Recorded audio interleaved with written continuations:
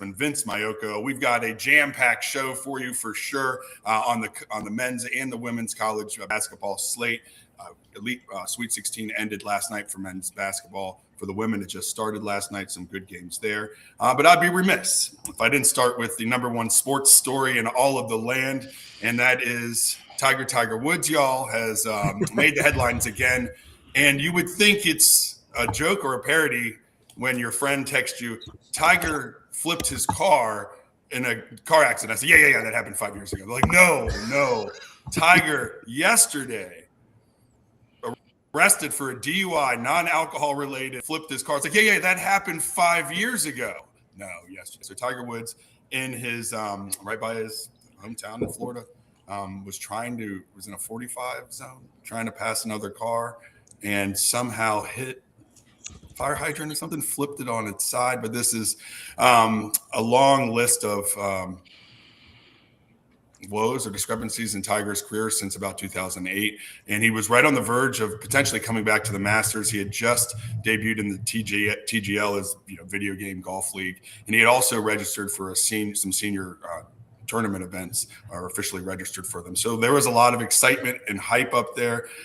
But Coach Vince, yeah, he's a California kid. I mean, what's going on? Tiger Woods, he is the golden child, best golfer in history, but I feel like there was so much left on the table because of these discrepancies and run-ins that he's had, later in his career. Yeah, it was interesting to kind of read some of our guest panelists that actually weighed in last night on the email thread, and I thought you brought up some good points in that whole thing, Mitch. You really did, and so did Sachs as well too, amongst others. But you look at Tiger Woods, and I know in that email thread was brought up about his dad and how his dad basically just kind of ruled with an iron fist. And unfortunately, when his dad passed away, even though he continued to be the world's greatest golf player, there started to be some signs where he was changing his swing coach. I think, how many different swing coaches did he go through?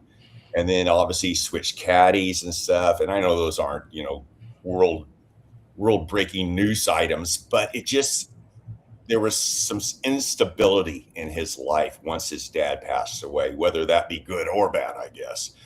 So, but I loved your comment, Mitch. And like I said, Sachs brought up some good points as well too. And that's pretty much my take. Yeah. And we brought up, when the police do a press conference and specifically state that he passed the breathalyzer, but he's still arrested for a DUI. So it's a drug-related thing. So we were bringing up the fact that his back surgeries, leg surgeries, all this, he obviously has a problem with pain pills and opioids. That's probably, alleged, but that is probably the speculation is probably accurate on that. And yeah, and things get raw with Tiger Woods. I root for him so much because how great he is.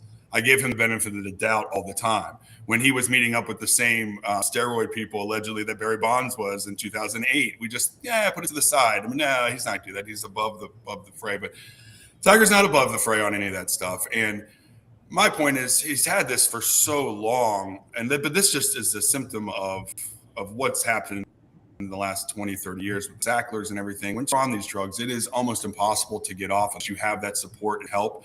And Chris, it seems like he just has a bunch of yes men right now. He doesn't really have anyone in his life that I could see that obviously can just tell him, hey, kick this now.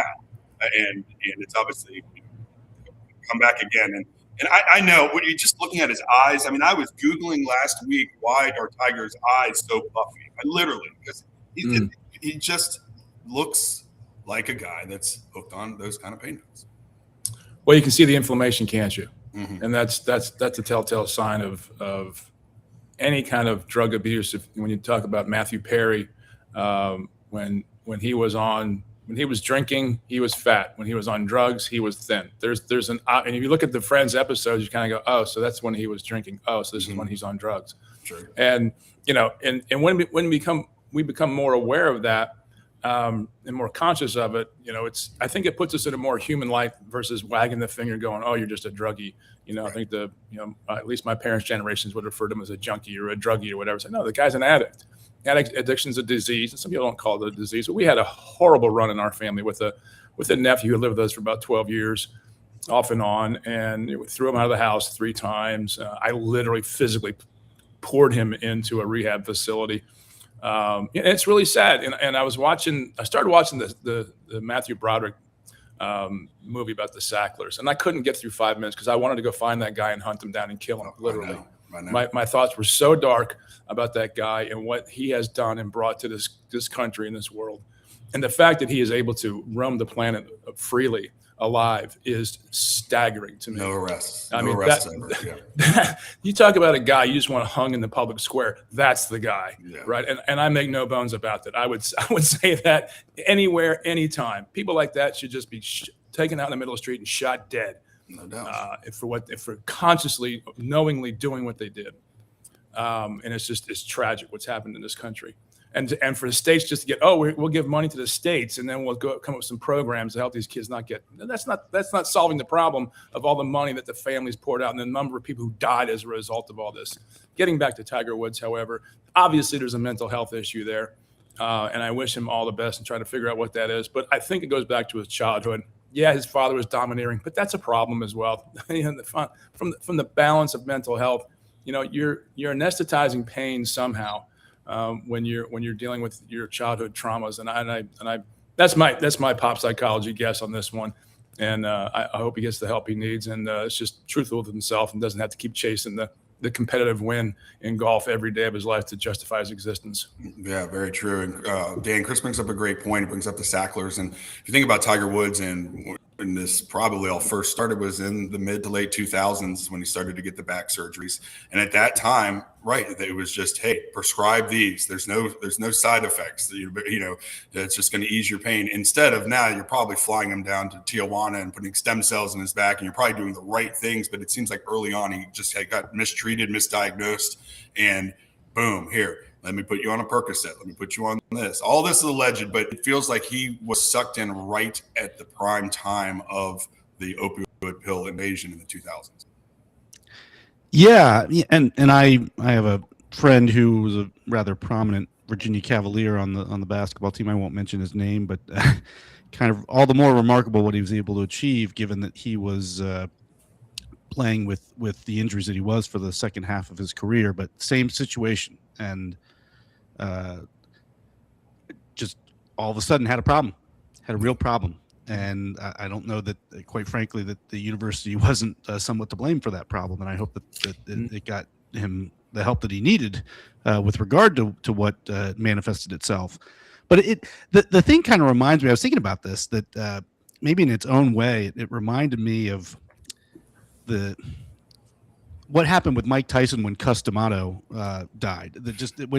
When somebody like that loses a figure who's so important and so much of a disciplinarian in his life, Tiger with his dad, Tyson with D'Amato, everything kind of went off the rails, or started going off the rails for Tyson as soon as D'Amato wasn't around anymore. And I think we kind of feel that way about Tiger with losing his dad. Is that his dad was the one person who could kind of keep him on the tracks, and when his dad wasn't around anymore, things rather quickly started to go off the tracks, and haven't really gotten back on the track since. There were signs when maybe he's getting it together. Okay, maybe not. And I just hope that at this point, I don't know. I mean, he's in a relationship with Vanessa Trump, right? Yep. So I hope that maybe the big guy will intervene and maybe help and see if something can be done. I mean, pretty good couldn't point. have a more powerful friend at this point. When your sphere of friends and one of your closest friends is the president of the United States, you live right down the road from him. Maybe he can. Brendan and Logan, I'll bring in the younger guys here. Tiger Woods, when I was a kid, it seemed like everything just kind of worked the way it was supposed to. Magic Johnson, Larry Bird, Michael Jordan, leaves hitting the game-winning shot. Tiger Woods, same level of infamy, fame, notoriety, but his arc didn't do the same thing as these other stars. I'm assuming Tiger Woods has been around your all's entire life, right? Just since you were babies and a kid dominating. And then in your impressionable years is when this happened. I was an adult at this time. It was unbelievable. But Brendan, what's your thoughts? As a sports fan, I was just actively rooting for April 11th, him coming back and playing in the Masters selfishly. Now it's much bigger than that. But yeah, what's a perspective from a guy that you've been in your life since you were a baby? Yeah, you're right. I remember being 5 or 6 years old and my dad always watching Tiger Woods. So Tiger Woods has been golfing pretty much my entire life. It's a sad situation with Tiger. I mean, like everybody's alluded to earlier, this is a problem that he's been dealing with for, almost 20 years to this point. And it's a sad thing with opioid addiction. It's a serious epidemic in the country right now. I've known plenty of people that have had, back issues or surgeries, similar with what Tiger Woods has gone through. And, they throw pills at them. The doctors throw pills at them and they wind up with an addiction. It's a sad cycle. And it's something that needs to be tackled more seriously in this country, because like I said, it's an epidemic. This happens way too often where people are abusing pain medication after they have a major surgery. There's got to be a better way to treat people than what we're doing now, because we see stuff like this all too often. It's very unfortunate to see what's happening with Tiger. Yeah, and in our area, and I know where your hometown is, Logan. I know kind of where you live, and you're in Morgantown. I mean, they pinpointed Appalachia. They came after the Morgantowns. They came after the coal towns. They came after Western Pennsylvania. My cousins were in Western Pennsylvania and felt and fought through it. Vicious cycle. Thoughts on that? And just overall, what's next for Tiger? Yeah, in terms of like the Appalachian area, it's definitely riddled here bad. I mean, it's probably one of the worst areas in terms of the drug epidemic in the world. I mean, it's just so many people are unfortunately dependent on these drugs just because they have nowhere else to go. They have very little money. The job market's terrible. It's just that's their one escape. And then same with Western Pennsylvania. I got family up there as well, and it's terrible there. I mean, I feel like every other person is riddled with drugs. It's terrible. But in terms of Tiger Woods, I mean, his dad died in 2006, and he first really started making headlines in 2009 when all of his infidelity issues came out. So you can just see the impact that his father passing away had on him. And he had, like we've all mentioned, he had no one really to tell him, hey, what you're doing here is dumb. Stop it, because his dad was his number one role model and his number one person in his life. And once he passed away, I'm sure it hit him like a truck. And it seems like he's someone that relied heavily on his success on the golf course, and once that was taken away from him, like so egregiously, I think he just hasn't been able to find himself, and it's so unfortunate because he's still young. It's like I hate that we've been robbed of 15 more years of Tiger Woods' career, but as his career's done, I mean, I just think that he needs to get a driver for one. Like, somebody needs to get him off the road. Yeah, why does he not have a driver? That's what I was going to say. I was surprised if Tiger Woods, if anybody, you would think would have their own personal driver, right? I mean, it's or your own. This might be, but like Diddy, like a Farnsworth Bentworth, the guy that holds the umbrella over his head the whole time. Why doesn't he have a personal assistant that just drives him? Vanessa's asking him, is he leaving? You taking your driver with you? Yeah, I got my driver. No, not that driver. Yeah, Vince. I'm leaving and I'm taking the driver. I know this is a sports show and it's not a political show like the typical 6 to 10 Monday through Friday on the John Fredericks Radio Network. Ding, ding. But doesn't, when you hear stories like this and the stories that Brendan and Logan and yourself you've experienced with your community, doesn't it make your hatred for Big Pharma grow? Absolutely. That's what I was. Majority of these addictions to heroin and fentanyl start with prescription drug use. Right. It just makes you what are we doing? And Coach, that's what I was alluding to with the doctors throwing the pills at him. It's not the doctors per se. This is all by design by Big Pharma, in my opinion, anyway. They create a problem so they could sell a solution. Here's funding for a methadone clinic, that money probably gets laundered back to the government. It's just, they're getting a kickback from it somehow, some way, instead of addressing the problem that they created, in my opinion, anyway. I mean, it's unreal that it got so big, and so probably there's millions of deaths attributed to what they've done, and really no accountability. Like Chris brought up, they were I mean, I know the fines. I was listening to a podcast with the gentleman that ran for prime minister in Canada, and he was talking about, they're just trying to get like a $50 million settlement from them still. And I know they were fined, $8 billion or something like that, but that's just a drop in the bucket for what they did. I mean, they literally. Right, they cheated, and then the guy got put into the Federal Drug Administration afterward. It's absolutely insane, Chris. What can be done legislatively to? I mean, that's why I know RFK is a weird guy and has all these, but his stance against big pharma is one of the reasons why I supported this administration and what's going on, and was supporting him when he was going solo for his bid. But right, okay, it's good to know. Now, when you look at these things, it's easy to take and go after the big target, big pharma, big tech, whatever it is, and it satisfies the initial thoughts and the initial concerns. And the problem is there's a lot of really good drugs out there that do a lot of really good things. And we have to learn to bifurcate and separate off the bad actors within good industries and not take down the entire industry. I think that's very dangerous. When we look at, just take your own circle of friends. It doesn't mean like your entire circle is bad because one of your friends screws up. And I think it's very dangerous to go after that. I mean, next thing you know, my kids are at the counter talking about the Rothschilds and the Jews. I'm like, hold on, dial it back a second. Yeah. Where did it's like you get too far afield too quickly because without dealing with, and what we don't deal with are actual reality causes and effects. When you get down to the fundamental reality, I think in America is in the Western world, we don't deal with pain well.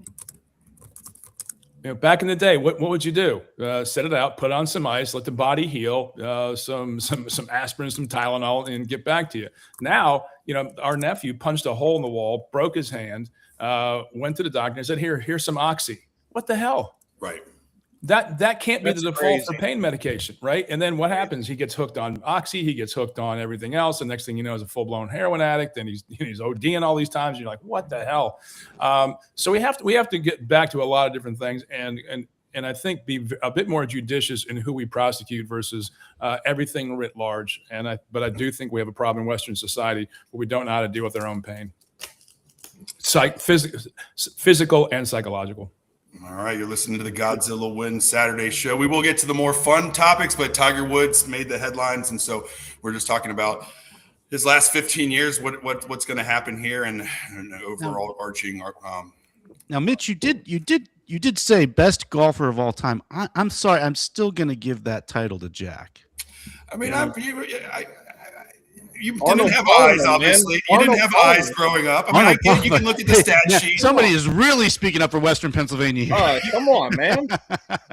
My extended family helped get Palmer on the tour. I still can't put him in the top 5. Let's just be honest. I want if to we're gonna Jack go looks down, like it's come Jack. out with his own Jack, drink, look. okay? But, I mean, anyone think about in the Jack. 60s and 70s knows full well the Palmer-Nicklaus rivalry was real. If you live in Western Pennsylvania, and everybody knows. And everybody knows. I know now that he didn't get enough majors, but everybody knows from 2000 to 2006, there was never a better golfer that had ever existed on the planet. I don't care. Oh, he was dominant. Jack, Jim.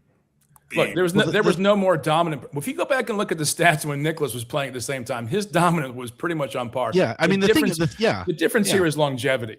And if Tiger had not had the problems, he would have surpassed, I believe, Jack Nicklaus's career totals in majors. I don't think that's in question. He was just that dominant, but he didn't. Right? Yeah. It's like my kids would look at Yasiel Puig and go, "My God, Yasiel Puig's gonna be the greatest thing ever." I'm like, just give us some time, guys. And over time, these things work out. We have to Mario Lemieux him now. He was the best in his prime. Yes. How many runners did Jack Nicklaus have during his PGA? The answer is 19.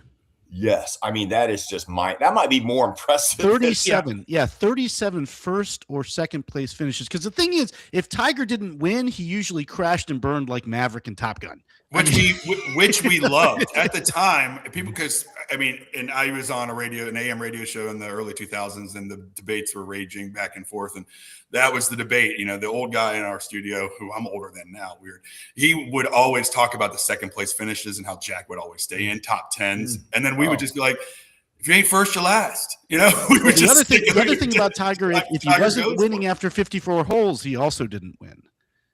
So he wasn't good at playing from behind either. At least he never had to. But if you saw him in the top 5 on Sundays, you were locked in. This country's sport, every sports guy was locked in on Sundays for the close. Right? Absolutely. You weren't going to catch Tiger. Magnetic to watch. With the sport. But he's all things being equal, I still give it a Jack. Yeah, I'm with you on the overall career, because he didn't get the majors, and that's what he would rank that and go with. But we've seen with our own eyes who the better golfer was. Can we just get a decent AI program to match him up? like the Ali Joe Lewis fight or something. And you know what? This is the great. Hey, we could go on. We could do 4 hours of different era greatest athletes of all time. It's hard to compare eras for sure. Tiger changed the game. He changed the layout of the courses. He changed the equipment. He changed everything about the game. But when someone asked Jack Nicklaus, what would you do with today's equipment? He goes, are you kidding? Yeah. Well, and this is the thing. As I said, if I may pat myself on the back, I always thought that the problem for Tiger was going to be continuing to sustain a level of dominance as the newer players came about who grew up watching him and emulating him. And indeed, as soon as he got into his mid to late 30s, the golfers were coming along in their early 20s who basically were Tiger acolytes and had played the sport the way he played it, trained the way he trained, and he was not just a unicorn anymore.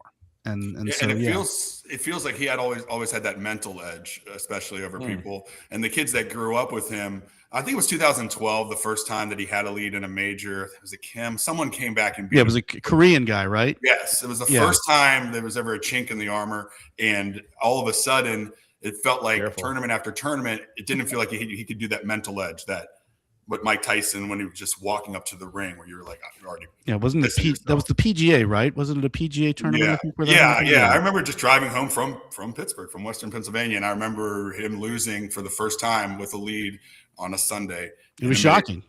It never happened before. That's what happens. That's always the sign, right? Yeah. You see, like the fall from grace and the fall from like the pinnacle. That's when the old guy goes, uh-oh. The young kids caught me, to your point, Mitch. And that's always going to happen. And that's what we never got to find out with Tiger versus Jack. I mean, he didn't close out his career like we had hoped he would have. For sure. All right. Listen to Godzilla Wins Saturday Pick Show. We're going to get to the NCAA men's tournament. But first, quick shout out to our friends over at Healthy Cell. If you're like me and tired of swallowing a handful of pills every morning, this is a game changer. Healthy Cell uses microgel vitamin packs, basically a quick, easy gel. So you take straight from the pack, and it's designed for better absorption than your typical supplements. They've got options for energy, immune support, sleep, even focus. So whatever you're trying to improve, they've got you covered. It's simple. It tastes good. And honestly, it just fits your routine without the hassle. Check them out, healthycell.com. That's healthycell.com, and start feeling the difference. John's not here. I didn't know what to do here. I typed that into ChatGPT. Thank you for the good read, ChatGPT. I will take it all day long. All right, let's move on. Sweet 16 just completed in the men's basketball arena. Thank you, ladies, for my coffee. It's my daughter's. All right, move on. All right, first game. Purdue beat Texas 79-77. Kaufman Wren tips it in with 0.7 seconds. It was probably the game of the Sweet 16. Logan, were you watching this game? What are your thoughts on that game? And why and how the hell did Texas make it that far? Yeah, Texas, I mean, they didn't even have that good of a season. They had a very disappointing season overall. But, I mean, you make it in the dance and you just win a couple big games, and there you are. And, I mean, their coach, I'm drawing a blank on his name right now, is an absolute beast in the March Madness. And it would have been very interesting if they would have won and possibly played Arizona, because his old team was Arizona. And the reason why he got fired, Tommy Lloyd is his name. Oh, yeah. I was trying to- Tommy Lloyd. The reason why he got fired from Arizona is because he could never get them to the Final Four. So if he would have beaten Arizona to get his new team to the Final Four, would be very ironic. But yeah, I mean, as a West Virginia fan, I hate Texas, but at the same time, I kind of found myself. You kind of always find yourself in March Do the Madness. Big 12. Yeah, rooting for. Well, as the game goes on, I kind of always root for the lower seed. Lower seed. I don't know why, but Purdue, I was pleasantly shocked by their performance. They're a team that normally finds ways to kind of sell in these big moments. Matt Painter, he's a great coach, but not always the best in March Madness. But they have a very good team this year from top to bottom. And I think that this could be a year where they've gone very much under the radar. And I think that's going to be good for Purdue because obviously when they had Garza and those really good teams, 3-4 years ago, they were one of the best teams and they were talked about heavily. But they've kind of gone under the radar this year, and I think that could be good for them.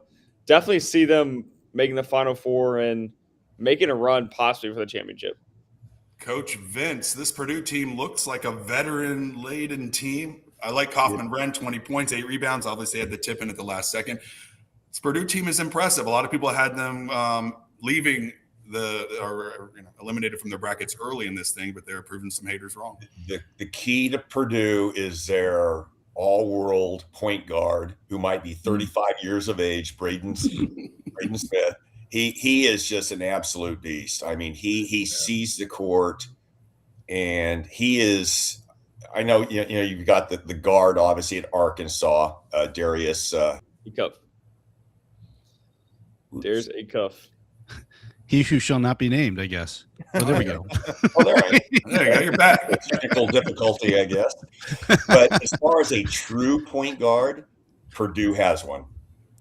Now, Texas is looking at Texas going forward with Sean Miller as their head coach and the wealth of resources that UT has for that basketball program. I think it's fair to assume within the next several years, we could be talking more about Texas basketball than Texas football. Really? Yeah. I don't know if you've been. I agree. Yeah, no. They have a NBA type basketball arena on their campus in Austin. I mean, NBA teams would love to have the arena that they play in. The amount of, I'm preaching to the choir here, but the amount of money that the University of Texas has for athletics is just second only to Ohio State, right?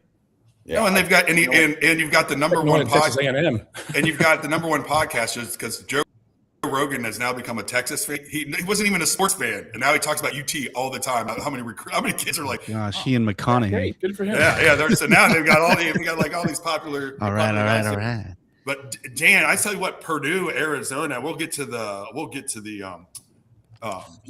matchup later. But this Purdue team is looking like they beat Michigan to win the Big Ten, so they're not chicken scratch. I mean, they're pretty good. I don't know that I would pick them over Arizona in this Elite Eight matchup, but it's I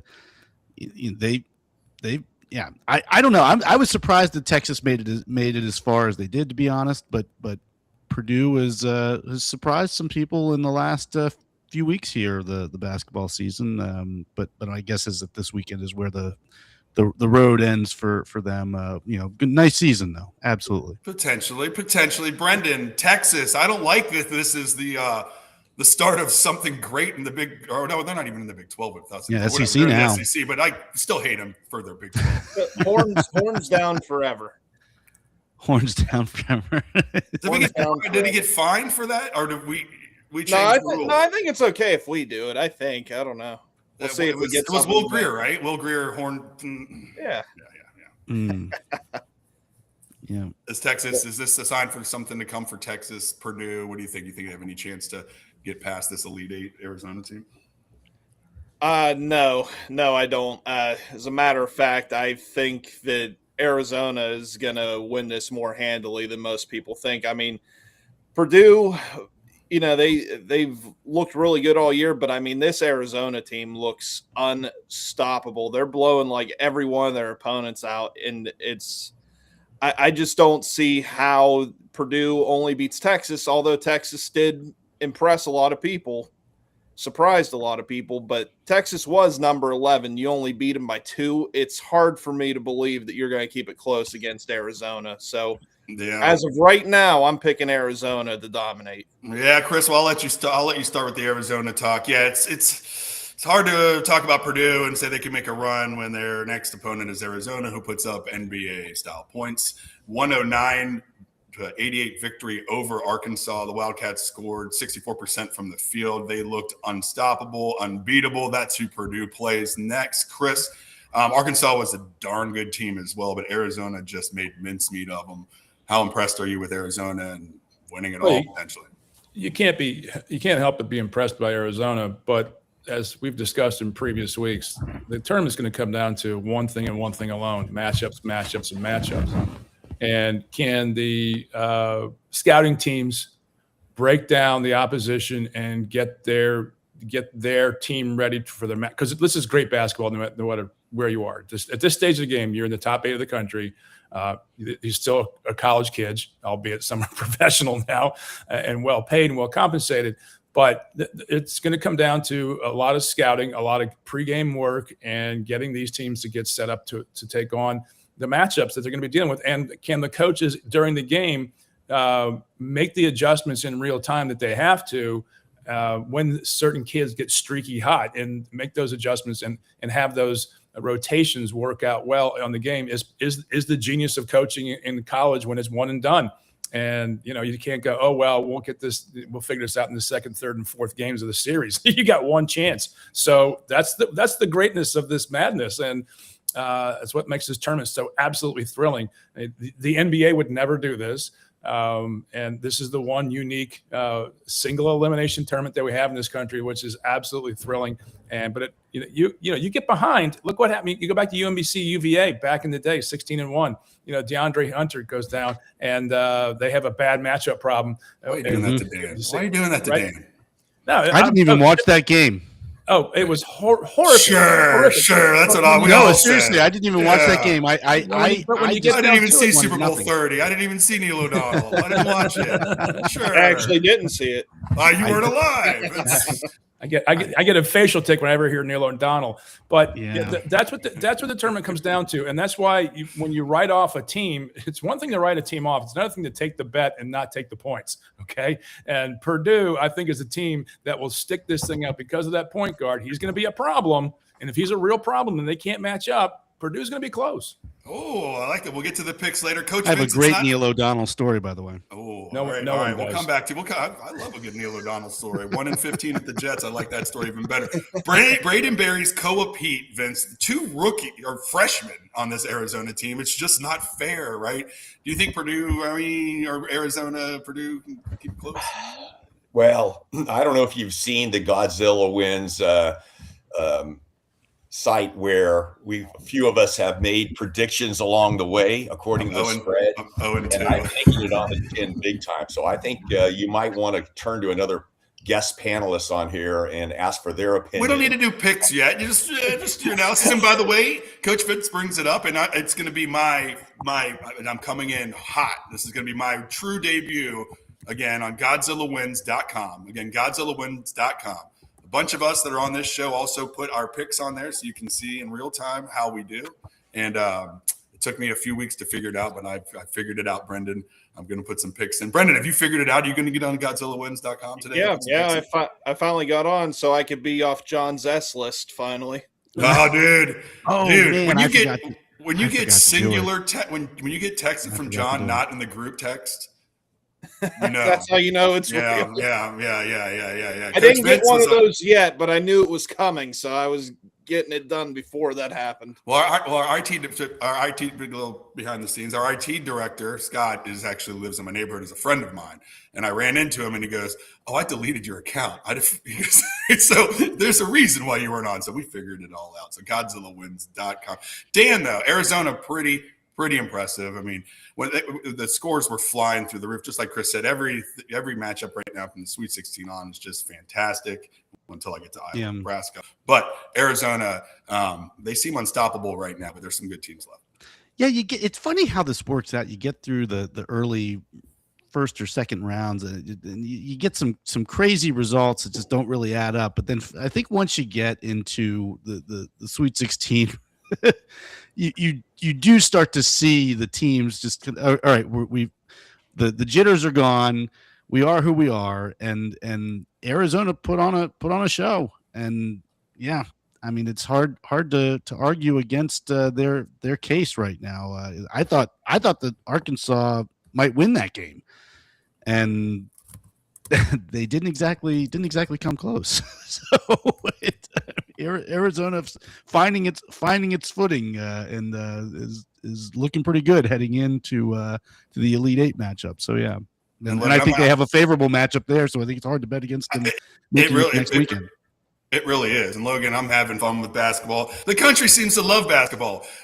The ratings are flying through the roof for the NCAA tournament while the ratings are tanking for the NBA. So NBA, figure your stuff out because we want to see the elite athlete basketball. I do like the NBA when it's a good league, but right now it's just crap. But Logan, the Arizona teams are the reason why. And I hate to say it, nil and keeping some of these players and paying them and making these kind of super teams is working out, especially right now because it's fun basketball. Yeah, and on a quick talk on the NBA, the reason why people are not watching it is because they don't have it on national television. It's very hard to watch NBA. Majority of it's mainly on NBA TV, but also it's not always a very good product. But back to It's back on NBC, right? With like the Michael Jordan. You're gonna have Michael Jordan throughout the year, but it was one interview that they spliced up into 15 different with the John Tesh theme music. You know, the John Tesh. Round ball. Can you imagine it? Can you imagine the NBA went to a double elimination tournament? Oh, I know, right. That would be psychotic television. That'd be the best television ever, wouldn't it? Supposedly on Peacock, I think is what I'm seeing in the chat. Yeah, I know. I feel like they just ram Peacock down. Like they, you have to watch this a Netflix holiday Thursday night game. Was getting rid of cable in the end all that worth it? No, now we're it's awful because now I can't about channel 15 surf. different things. Now you have to like get off the app, get on a new app. I just want to be able to surf, like just surf again. Well, that's how you get data centers. Here we are. Yeah, that's what it is. Logan, you think? No, can you make if you make the shift from the NBA playoff structure that it is, best of 7, best of 5, whatever they do these series, which no one really pays that much attention to. But if you start having upsets in a double elimination tournament, guys, I think that's the money. That's the money line right there. The in-season tournament. No. The playoffs, the everything. I know. You can't judge your team. You can't judge your team in a one and done format, right? No, it's double elimination. Did I just not say? Double elimination. I think would be. Zach, I bet players would go for that, but there's no way in hell that owners would go for that from a revenue standpoint. Well, look, who really owns the league? Nike. They'll figure it out.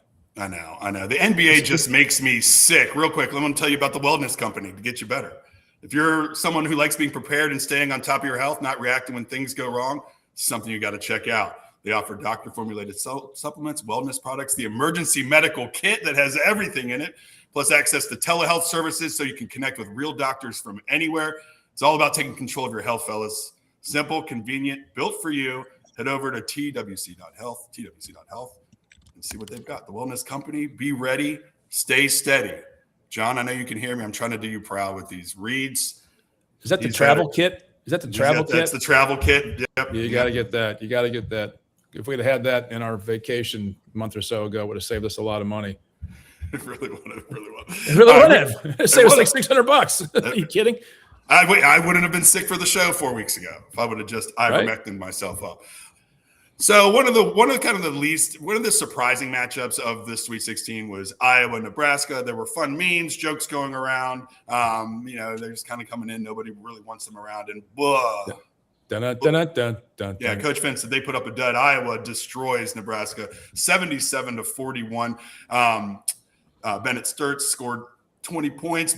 Ben McCollum's the first Hawkeye team that kept going good during March. He's going on a little bit of run there. A little bitter, right? West Virginia guys, we were trying to get Ben McCollum. He was one of the finalists for our head coaching job, and now he's over there with Iowa. But, Coach Vince, what do you think about Iowa? Can they keep this magic run rolling? Well, they get Illinois next, right? Mm-hmm. Good luck with that. Yeah. That's Hey, it. Of all the, well, it's lower seed. I think Illinois is a 3. They are. I had not seen Illinois play all year, and I'm watching them the other night with basically an all Balkan starting lineup: Serbia, Croatia, Montenegro. And there's this one named Stojakovic. I'm going, that's a unique name that I'm familiar with. Well, Peja Stojakovic, the guard of the Sacramento Kings back in the early 2000s when Kobe and Shaq basically the NBA stole a title from the Sacramento Kings. Yes. I'll be upfront with that one. Official. But Stojakovic's son is a dude. I mean, an absolute dude. And when I saw the Illinois team, I'm like, this team is really, really good. And I guess they made some roster changes throughout the year. I started doing some research, and they actually picked up a couple players like in late December and got them eligible for the spring semester. What is this? I know. It is it's just the minors. It's crazy. Yeah. But educationally, probably the Serbians and the Croatians are far exceed some of our American grade point averages and SAT scores, I'm sure. I'm sure. But Did they get him in the calculus? I hope they got him into the calculus class. Probably so. Yeah, probably so. But they're an impressive team. So I think Iowa's run magically has ended. But, to back up to the Iowa-Nebraska game, hey, I don't know if of all the games that were on last week, wasn't that Vanderbilt-Nebraska game just a must-see TV? That was one of the best games of the whole. No question about it. That game was absolutely no, elite. and then the heave, the half-court heave that was like the basketball was more than halfway down, and it magically pops out in sacks. You basically explained that hands forever. I yell out a shriek, and I'm like, "Ah!" And everyone else is like, "What the hell is that wrong with Dad?" I was like, and then the West Virginia women, I know it wasn't from 3-court heave, but it was almost the same thing, rimmed in and out. Hey, you're listening to Godzilla Wins. I'm your host, Mitch Rogers, with Dan Hobgood, Logan Powell, Brendan Stettler, Chris Saxman, Vince Mayoko, and drum roll, please. John Fredericks joins the show. It is his network. I had to do these live reads. I had to just type the website in and ChatGPT it, but I was doing it, John. Not up to par, but we got him in. John, how are you doing? Are you on a bus tour? What's going on right now? CPAC? What's going on? CPAC, but look, your live read was good. Was actually very good. But just so you know, it's twc.health/Godzilla is where you go. twc.health/Godzilla. Other than that, it was absolutely phenomenal. We're in Dallas in our bus. I couldn't go outside today because we got to get out of here at about 11:30. So we had to pack everything and get it ready to go. We're in the exhibit hall. So we're here on the bus at CPAC in Dallas. Got a bus tour going next week. Actually, we leave today for Houston. We're going to see the game tonight, see if the Astros can actually win a game this season. And then we're all over the state for the next week. And then we go to a bus tour in Virginia the week of the 10th. So a lot of time on the road. Where am I going? You're going to you're flying to Dallas. Okay. Right? We're going to see the Astro game tonight. Okay. Then we're going back to Dallas. It's only like 2 hours. Then we're going back to Dallas. We got Dallas on Monday. Then we go back to H-Town on Tuesday. And then I have no idea where we are after that. As you know, it evolves. Wait, Chris, where are you? I just love this dynamic. It's 9:46 a.m. Eastern time. And where are you right now? And you're going to the Houston Astros game. I'm assuming not in Virginia. No, he's going to the Astros game. He's in Dallas. We're going tonight, and then you were going with him. We're taking Saxman on Tuesday night to the Boston game. So Saxman's going Tuesday. I'm going twice tonight, and maybe Sunday because I'm here, and then we'll go to Dallas, and then we'll pick up Saxman, and we're on our way. So yeah, we got a lot going on. CPAC's coming to a close here in a couple hours. We got to get the bus out of here, but been a good time. It was great. Yes, it was a little tough because they put the media row in the exhibit hall, and they had band playing, and they had War Room has got like the RAV has got like half the space, and of course when Steve Bannon comes on, they put the speakers up, So luckily, I'm off the air when he comes on, but the other host here really couldn't do their show because it was beaming out. So I can imagine Steve Bannon being a gregarious. couple of logistics issues that you try something. I mean, they tried this way to do it, and so there were some good things and there were some tough things, but it's different, so it's all good. But our bus tour starts Monday. I got to give a shout out to Brendan Statler. No, we're not breaking down CPAC, but Al, somebody asked me, really, what do you want me to do? Not answer the question? No, I'm just answering the question, Al. Al's getting on me on the thing. No, we're not breaking it down, Al. So stop asking me about it, and I won't answer it. Hey, I'll tell you what. My bad. If you go to GodzillaWins.com and you go to John Fredericks, above 500, 30, 24 and 1. Recent picks down a little bit this week, but that's why we come back here. The Saturday's a fresh reset, but I want to pimp out GodzillaWins.com. Coach Vince is on there. Brendan's on there. I'm on there. My debut was 0-2, but today is going to be my true debut. I'm going to take all these picks I say here, put them all up on there. Yeah, you got to go to Godzilla Wins. I mean, it's a great little site. Our picks are up there. I was red hot. Now I'm ice cold. I lost four hockey games in a row after winning like 11 or 12. So these things happen. You just got to stay with it. I got my system down. I'm going to be back. I got to get a shout out to Brendan Statler, who is selling the Pirates games like hotcakes in Pittsburgh. Brendan, you're doing a super job. We're so proud of you and what you've been able to do. And you just keep those coming. You're going to be very successful with us. Great job. You're actually able to sell it based off the merits and the talent on the team, and not that you're going to give them like 3 free hot dogs. And this is crazy. This is why we're selling it early, okay? Yeah. After that first game, I was like, God damn it. I'm like, nobody's going to buy it. It's only one game. But hey, people are buying it, so we're great. Congrats, dude. That's awesome. Good job.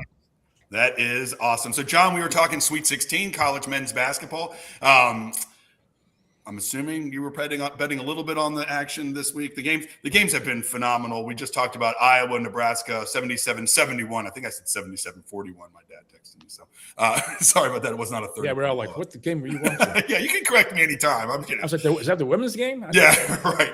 John, anything really stick out to you? I mean, Arizona's looked dominant. We're going to get the Friday night's game. We were kind of on Thursdays, but Arizona over Arkansas was a complete, Illinois looks great. Anything stick out to you? Duke. I bet Duke to win the thing. I could cash out right now and make 1/3 of my bet, right? Yeah. Plus profit. I'm not going to do it. Not with their 2 guys back.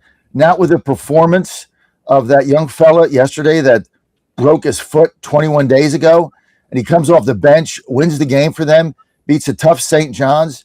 And I tell you what I loved about that game at the end is if you look at the second half, I mean, St. John's was just run and gun.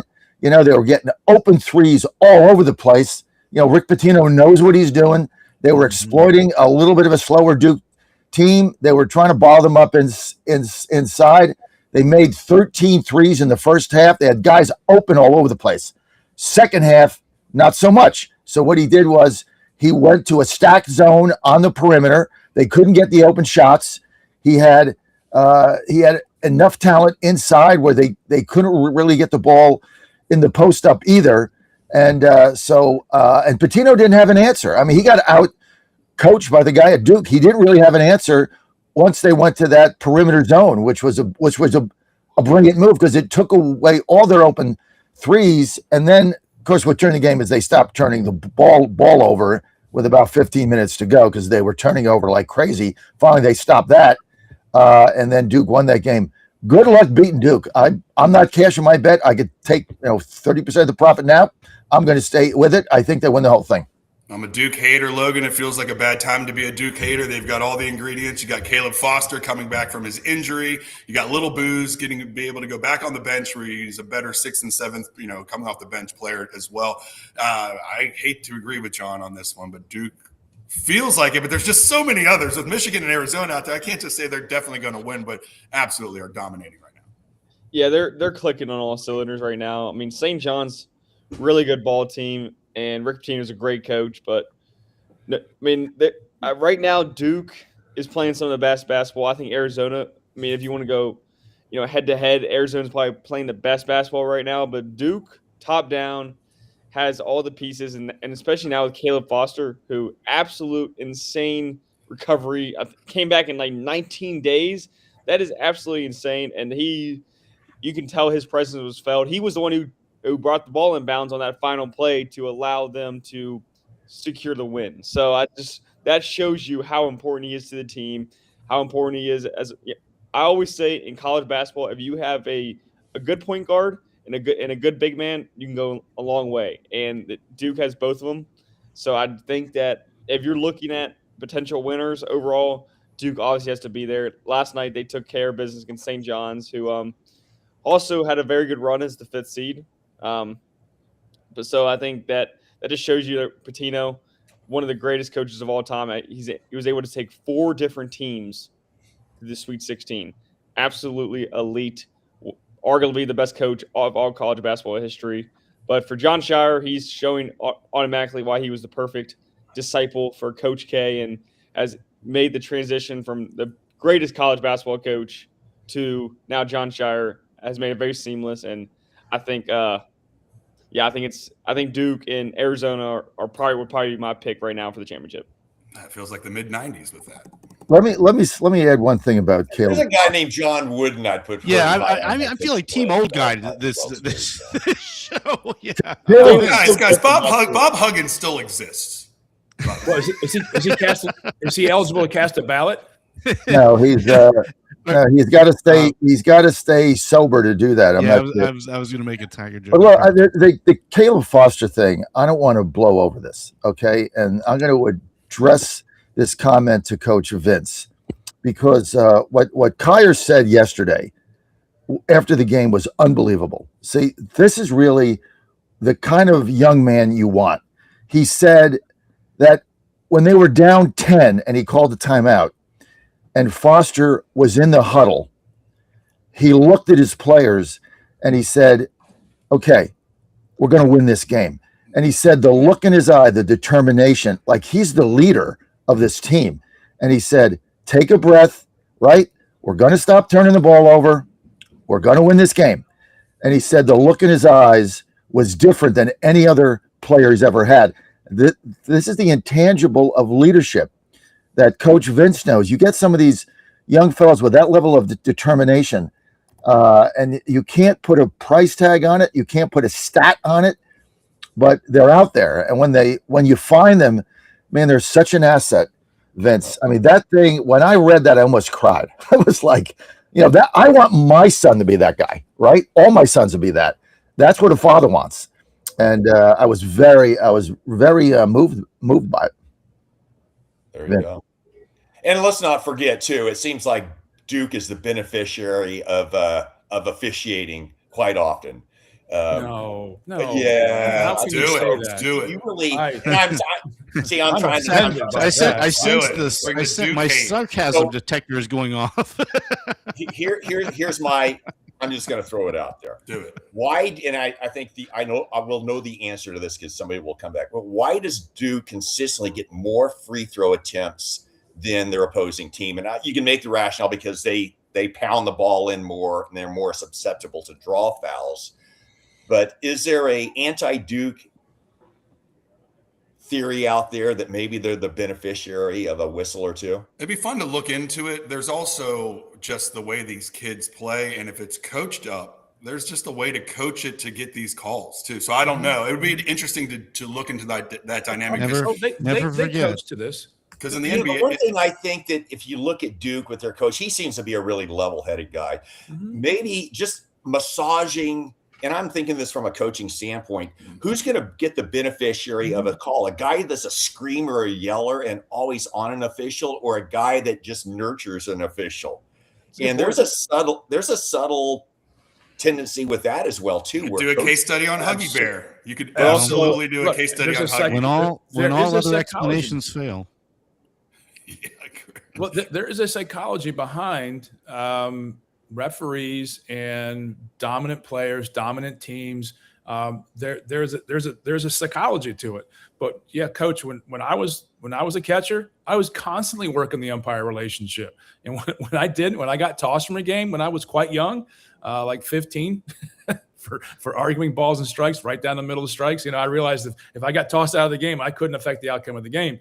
And so I learned early on to work the umpire to get the calls. That little conversation, when you see the catcher turning his head, he's working the umpire and should. And the way you position your body, screening them from pitches, if you're trying to hit the outside corner and get a little edge there, that goes into psychology. And I think coaches should be teaching them how to get a favorable call when they go to the rim, when they're playing offense and defense. Absolutely, that's part of the game. Dan, I have a hard time believing. Sorry, John. I have a hard time believing that Shire gets more calls than Rick effing Pitino, like the legendary coach that should get all the calls. Look, as we've listened his resume. The teams that get the calls the most are the ones you see on TV. Leading to my point, when all other explanations fail, remember it's a TV show. also, John, that's right. JohnFredericks.com, baby. Yeah, let's go. It's all a TV show. Let's go. It's fun. JFMN.tv. Go to JFMN.tv. We're on TV right here. Plus, we're on Roku, Fire Stick, and Apple TV. Just download the app. John Fredericks Radio comes right up. It's on the big screen. Here's the question I've got with you guys talking about this. If there was ABS 20 years ago, would Greg Maddux be in the Hall of Fame? Question. Ooh. Good point. I don't know. Answer, no. Because he got every call off the black. Every single one of them. He got every call off the black. And he was a master at it. Nobody else could do it. But he never threw anything down the middle. He never threw anything in your zone. Everything is off the black. And he just started, umpires just gave him that pitch because, well, he was Greg Maddux and they were all right there. But if you had ABS now, 50% of those are outside the strike zone. Would he adjust? 50%. I think he adjusts. He's taking advantage of the rules as they were on the black. They were 50-50. That's what made him maybe one of the greatest pitchers in the history of baseball because his command was so intense.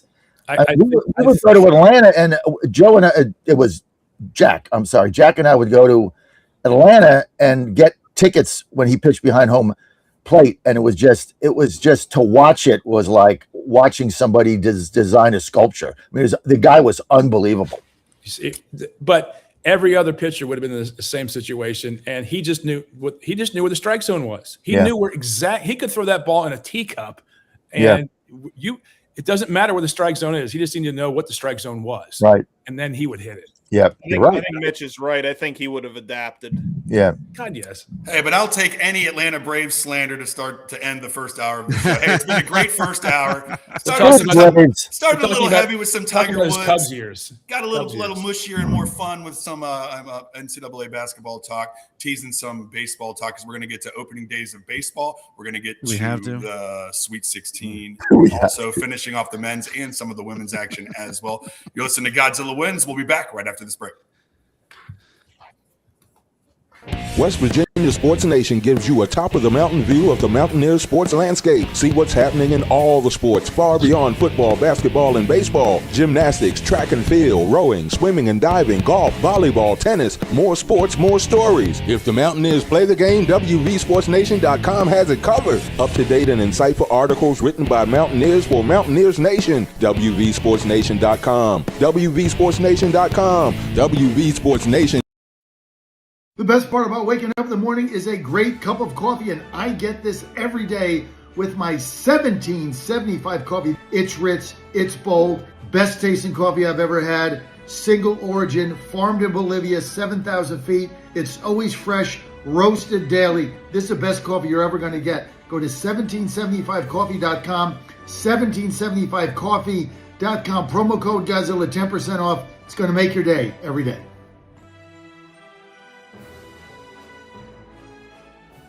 You woke up with a sore throat and a low-grade fever. You know you are getting sick, so here's your choices. You can get sicker and miss work. Try to see a doctor this week or sit hours in a crowded waiting room at urgent care. I have a smarter option for you. Open your medical emergency kit. Match your symptoms to doctor-recommended prescription in your booklet and take the right meds now and get well faster. This is not a first aid kit. It's like having an urgent care in your home. It includes doctor-prescribed medications to treat over 39 medical issues like respiratory infections, strep throat, pneumonia, UTIs, and more. No waiting to see the doctor and no standing in line at the pharmacy. It's right here.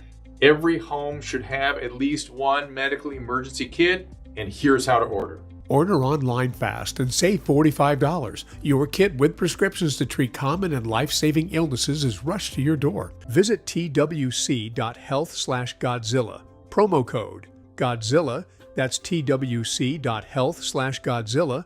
Promo code Godzilla.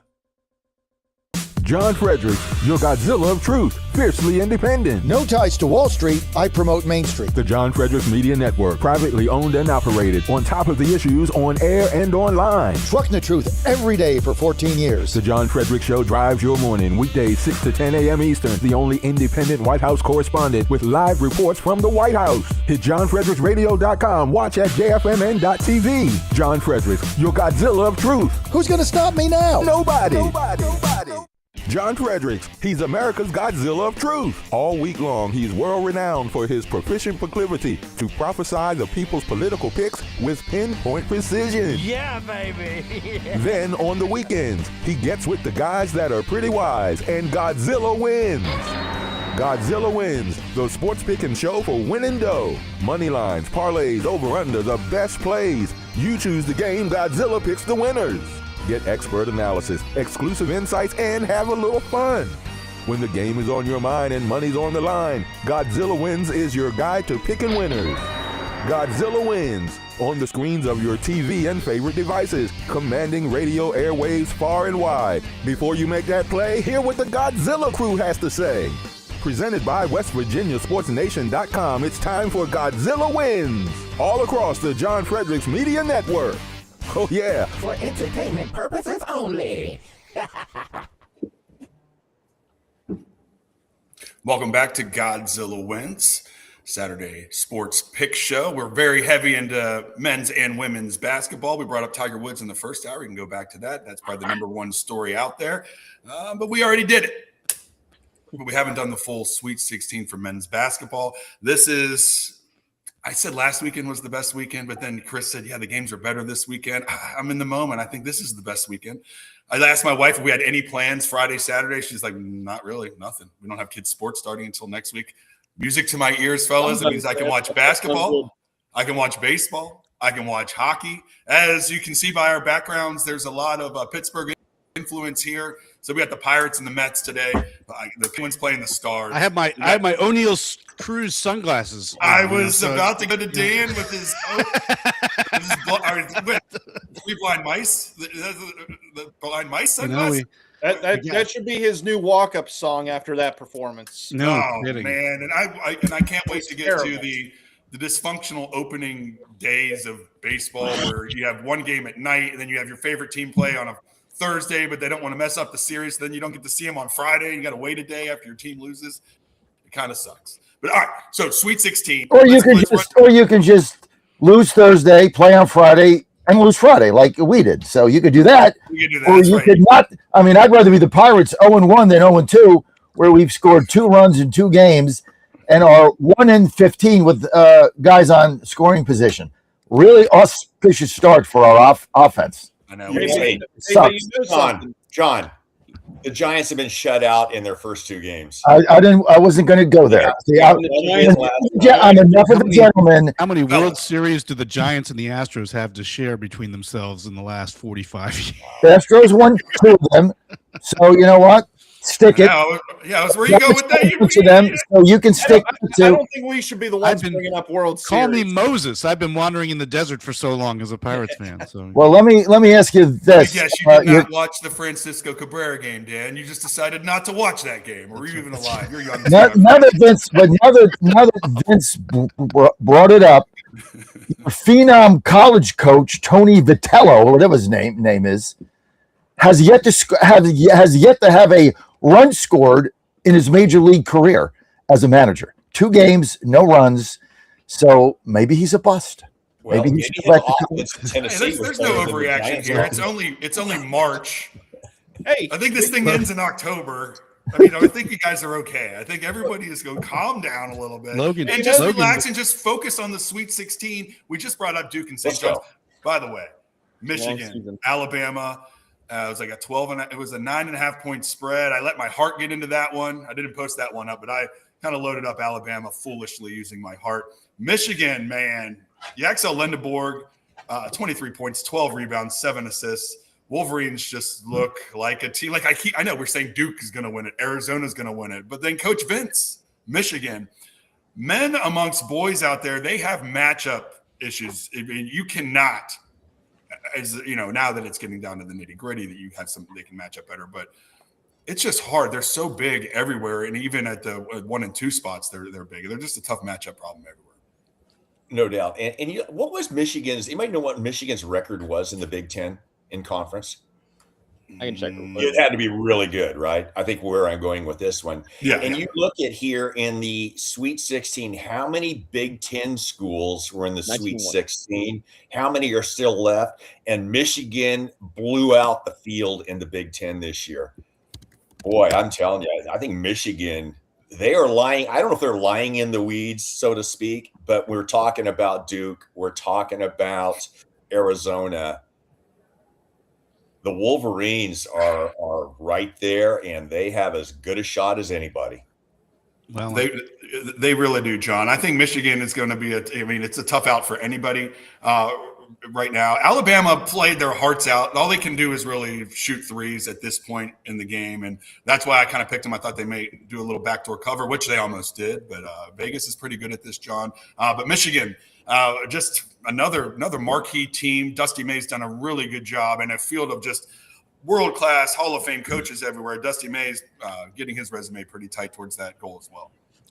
I'm not laying 7.5 against Tennessee. I'm just Tennessee is looking great. Just not going to do that. I'm not sure that I'm going to bet Tennessee. If I do bet the game, I'm going to take the 7.5. But you look at this line. I mean, these are Elite 8 games. I mean, you're going to the Final Four now, and you start talking about lines at 7.5 against teams that are winning. Tennessee just keeps winning, and they're very good. So I think 7.5 is way too many. So I'm not going to bet that. I'm not going to bet that game. I don't like the Duke game either. Obviously, I have a vested interest. I bet them to win the thing, but they're 5.5. Here's the problem with Connecticut. Who the hell knows what you get? I mean, I don't know from any given day what the hell Hurley's doing, right? They blow a team out and then they get beat and then they blow a team out and then they win by 2. You can't. So I'm not going to lay 5.5 on Duke either. But Purdue plus 8.5. That's my bet. I know Arizona's good. So is Purdue. Why are they an 8.5 point? Why are they an 8.5 point underdog here? Why? Arizona. It's down to 5.5 now. Oh, 5.5. It just was 6.5.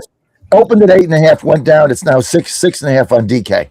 Yeah, I had it on 6.5. Yeah, now it's 5.5 on ESPN. Yeah, so it's going down. It's like, I like that. I like the Tennessee because, I mean, Michigan.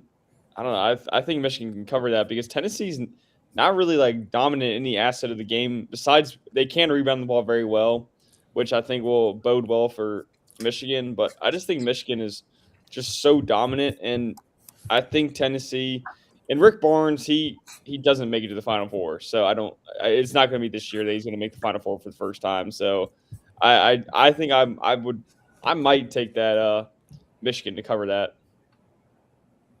Yeah. Well, you can find out what our picks are by going to Godzilla Wins. Go to GodzillaWins.com. All our picks are going to be up there. Yeah, I mean, GodzillaWins.com. No, and then Chris, he brings up UConn. And yeah, you're right. It is with Hurley.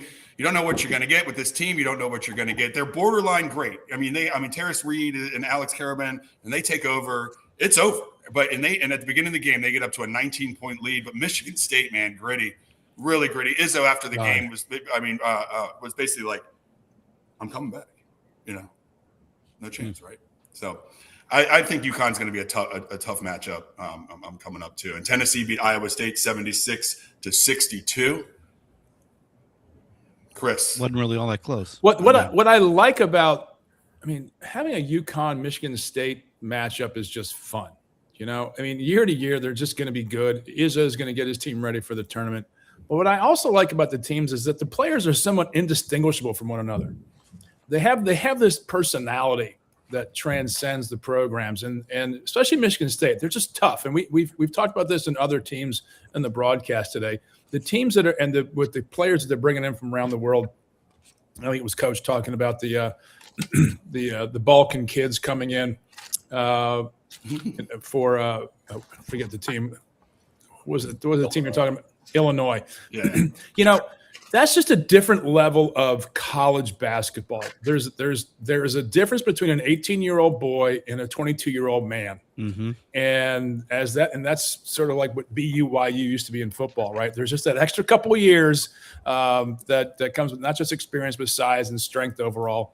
And that's what we're seeing as the evolution of semi-pro or triple A basketball. When you can add to your team in December in college.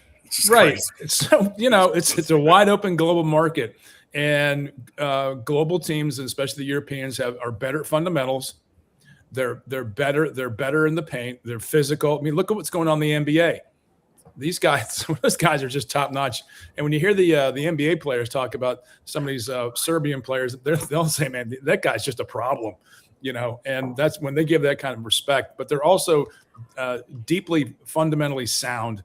And that's what I like about, you know, the UConns and the Michigan States, and to a lesser degree Duke, because I think they have some more personality players like the Boozer kid, who's going to be a very good NBA player. So yeah, I take Duke over in this one going forward.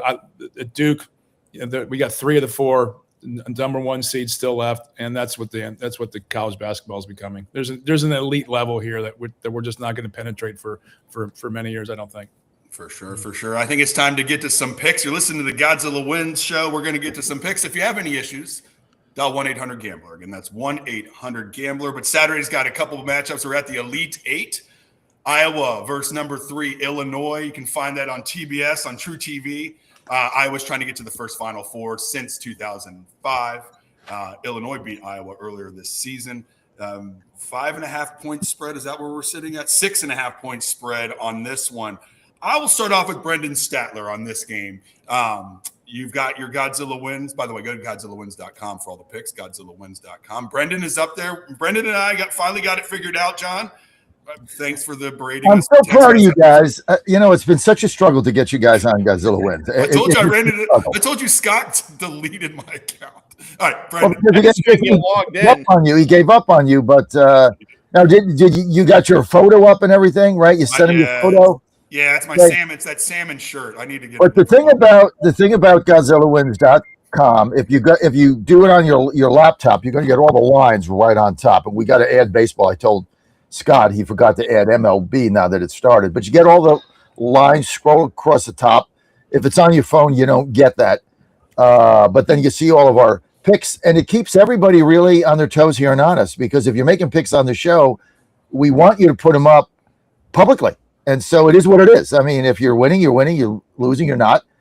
There's a 10-unit max, so you can't be 1-10 and then bet all your money on one game, win that, and then get out. So you got a 10-unit max, so you can bet whatever you want. I bet the same. I bet 10 on every game, so I don't do bets.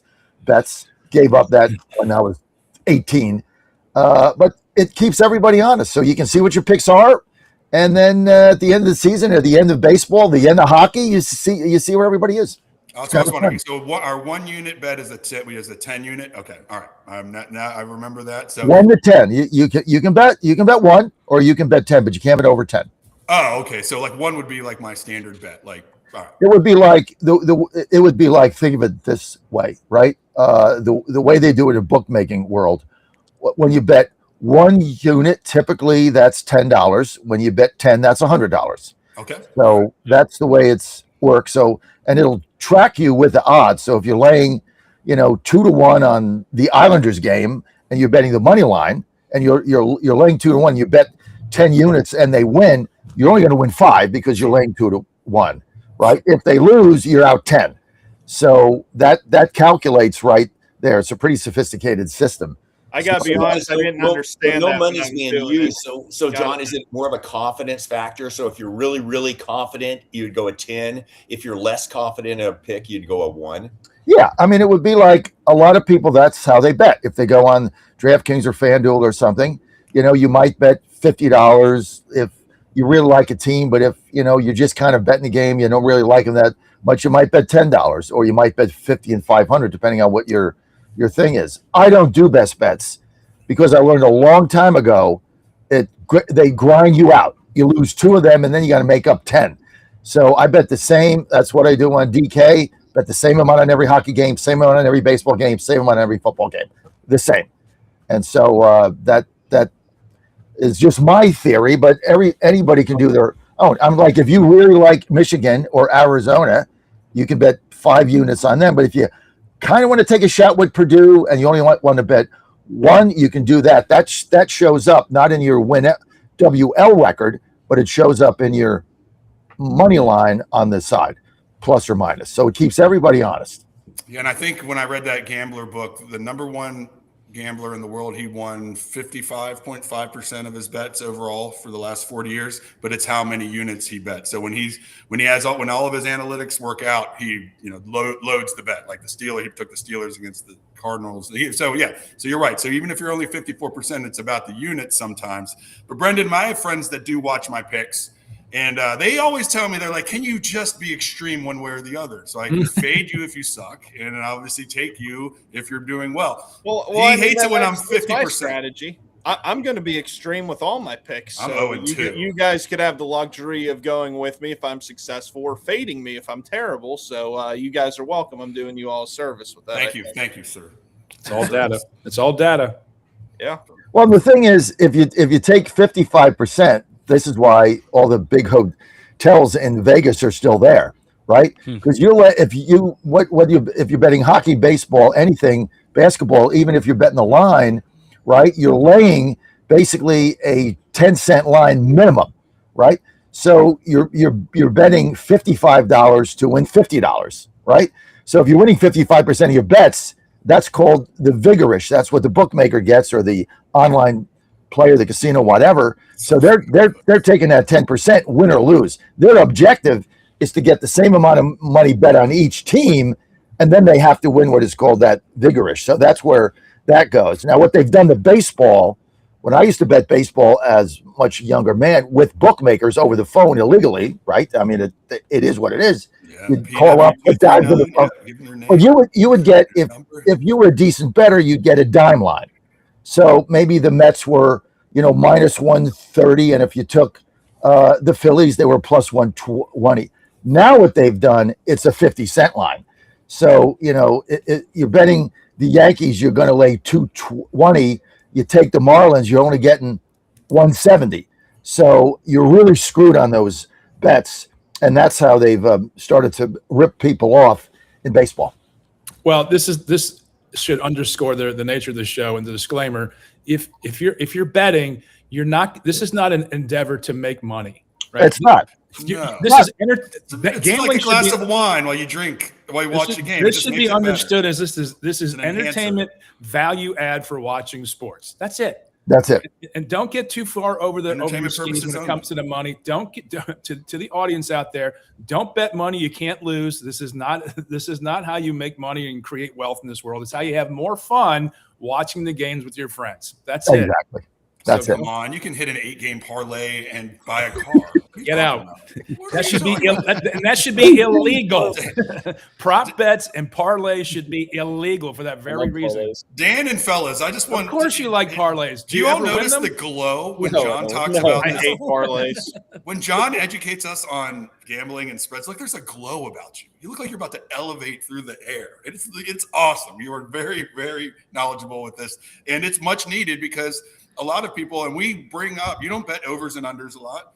You bet the lines, and that's the trap. That's the trap with all these kids with these apps. It's the parlays. It's whatever they've advertised that day.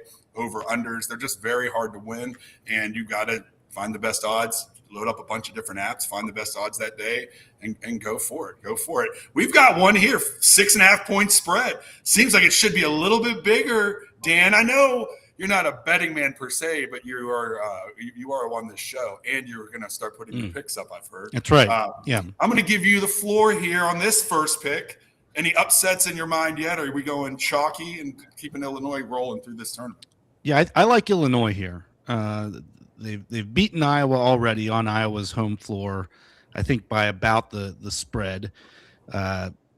Houston, look, I know Coach Vince predicted Houston to win the whole thing, if I recall correctly. Yeah, Vince is nodding. So yeah, that's an impressive win, a 10-point double-digit win over Houston.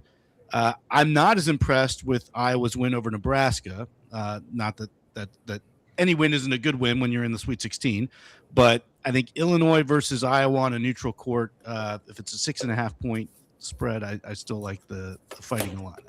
I'm writing this stuff down. Coach Vince, we'll go to you because they threw you out there. You finally got thrown out there because Houston, your team of destiny. Yeah, Houston was my team, and I that's of all the Sweet 16 games, that's the one I sat down and watched the most of. I was bouncing around, but like I said earlier, I just was very impressed with Illinois, very impressed. And you really think about it, we had talked about how they've actually gained some players as the season has went on, and you think about a team that has got some guys eligible in early January when the spring semester began, and they're now hitting their stride. I think it's reasonable to think, has Illinois even played their best basketball yet? True. Boy, Yeah. they They're doing a lot better defensively. They are really good. And I look at this, of all the favorites, we have a Duke 5.5 point favorite, Arizona 5.5, Michigan 7.5, and Illinois is 6.5. Oh, they're such I think tough of spreads. all those four games, the most likely favorite to cover, in my humble opinion, would be Illinois. I agree. Yeah. Yeah, Logan, I like that, but they better clear Iowa out quick because at the end of the game they like to come back. Bennett Sturtz has just been clutch down in these moments. Logan, are you gonna Illinois just to start it off? Yeah. I mean, Iowa's good. Bennett Sturtz is a very heck of a player. Ben McCollum's a great coach. He just wins everywhere he's been at. But Illinois is just absolutely dominant on the offensive end, and they've gotten better defensively as the year's gone on. Early in the year, they were pretty poor on that side, but about a month ago, they kind of hit their stride, and I really do like that 6.5 point spread. I think I'm going to take Illinois to cover that. I'm staying away from the Arizona and Purdue game at 5.5. I think Purdue has the makings to keep it close, but also I could see Arizona win by 12 or 15, so I'm staying away from that. Michigan, Tennessee at 7.5 currently on ESPN. I think I'm going to take Michigan in that. Like I said, Tennessee is just they don't really impress me on any fully impress me on any area of the game besides their rebounding. But for Michigan's sake, they're really good. Obviously, I mean, you don't need to be a genius to understand that. They dominate you in the paint, and it just goes to show how important coaching is. You go from you get Dusty May in 2 years. You have become one of the premier basketball schools once again. He has become one of the premier coaches as well. UConn and Duke, I kind of like UConn to cover that. I think it's gonna be a close game. Both teams are extremely good, extremely well coached. I think UConn even has a chance to win that game. I think that has the potential to be the best game of the Elite Eight slate. Yeah, Chris, what are your thoughts? Coach Vince makes a good point. Illinois might be the only one that covers this spread, and all these other ones could be very close games here, and that's what we get as the competition gets stiffer. What are you thinking here? Well, if you're betting money line, obviously take your best shot there. But when you're looking at the spreads here, what I've noticed about college basketball is in the closing minute and a half, when a team gets behind and they start fouling, can that team that is ahead hit the free throws down the stretch? And if they can, this game gets from 3, 4, and 5 to 6, 7, 8 very quickly.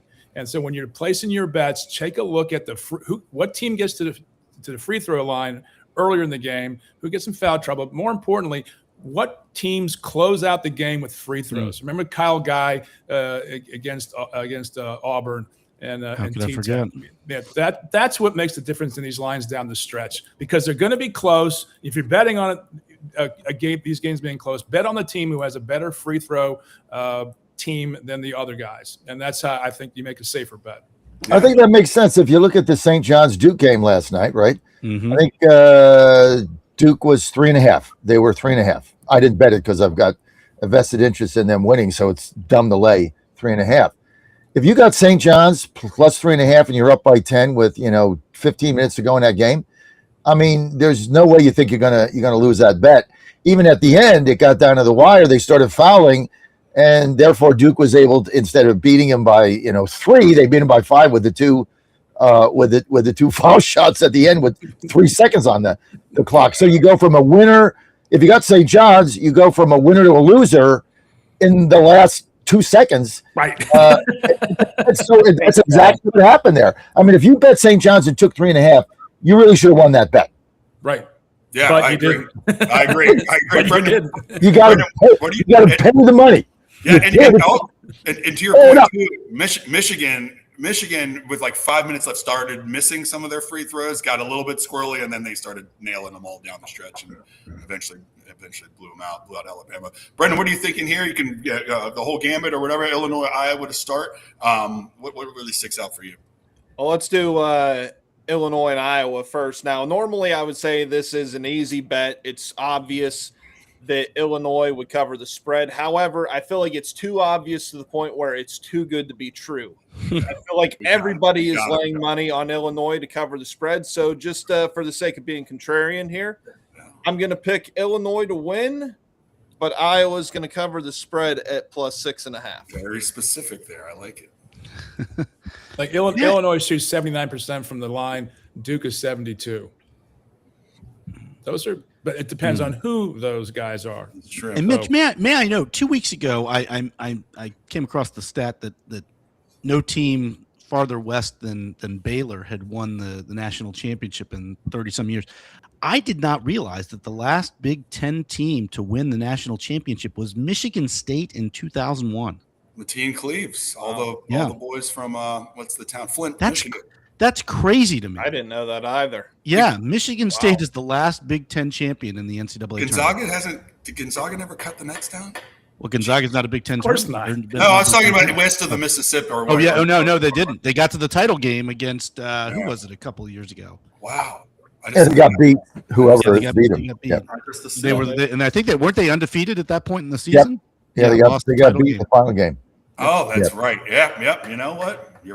Another interesting statistic is Luke Olden was the last coach to take both Arizona and oh my god, now I'm drawing a blank. Luke Olson. Yeah, Luke Olson. It was hold on. Now I'm drawing a blank. Arizona and Iowa. Oh yeah, Lute Olson. Iowa in 2005. He was the final. He was the last coach. I think it was Arizona in 2001, and I think he took Iowa in I think it was like 1980. So that's very interesting. That it was the same coach for two teams that have had long droughts. And for Iowa, the opposing coach in the opening game at John Paul Jones Arena in Charlottesville in November of 2006. Vince, what do they? They don't play basketball on the West Coast. I was there. I was there too. To hear Michael Buffer. It's been a drought, no question about it. That is a long drought. UCLA's over. Last time I checked, I know. UCLA, right? I mean, the last time UCLA, I think their one and only national title, other than John Wooden, was a Jim Herrick. I think he got vacated or whatever, right? In the mid '80s, I think, or late '80s. Mid '90s, I think '95. There you go. I think 1995. Got my decades mixed up. Their current coach, Mick Cronin, was asking what needs to be done for them to escape to the second week. And he said, I think he said he needs an extra $3.5 million. So it looks like they need to invest in a little bit more NIL over there in UCLA. Man. Recruiting. About it now. At least we're honest about it now. UCLA has a very rich alumni base. I think they can find that $3 to $5 million. Yeah, Bobby Knight would say so. That's for sure. So John, what are the fans going to be looking for on GodzillaWins.com for you with your Elite 8 betting? Well, I'm going to bet both of the games today, and I'm going to take the dog in both games. I like Iowa to cover. You guys are way underrating Iowa. They're very tough inside. They're big. They're going to slow. They're going to slow their turn down. They slow everything down to a walk. I mean, they just plod around out there, but they're going to get a lot of inside baskets. I think Iowa has a shot to win this game. So when I think an underdog can win, I always take the points of the underdog. So I like Iowa plus 6.5, and there's no way I'm not taking Purdue plus 6.5. Purdue can win this whole thing. Purdue can beat any of these teams on any given day. So the fact that Arizona's played really well, they're blowing everybody out. So that inflates the line, right? Because if you're betting Arizona, cash is coming in your pocket, regardless of what the line is. They crush everybody. But now we're down now we're playing really good teams now. I think Arizona's had some really gumball opportunities to blow people out. They're not going to get that today with the Boilermakers. And I know the coach hasn't been to the Final Four, so I get that. And that's, real. But I think you're going to see a very different Purdue team today. I think they take Arizona right down to the wire. This is going to be a dogfight. So I like the two dogs. John's taking Purdue, you guys might not realize this, but during the month of November and into early December, who was the number one ranked team in the country? Purdue. Oh, nice nugget right there. I John's mean, taking getting 6.5. I'm telling you what this is all based on is Arizona money. Because if you're betting the Wildcats the last 8 games, you've covered every game. It's not been close. You went basically in the middle of the fourth quarter and had a beer. I mean, every game was a blowout. This is going to be a little bit different. The other thing is they've not been tested down the stretch. If Purdue won this thing, none of us would be shocked, right? No. So that's why I like Purdue plus 6.5.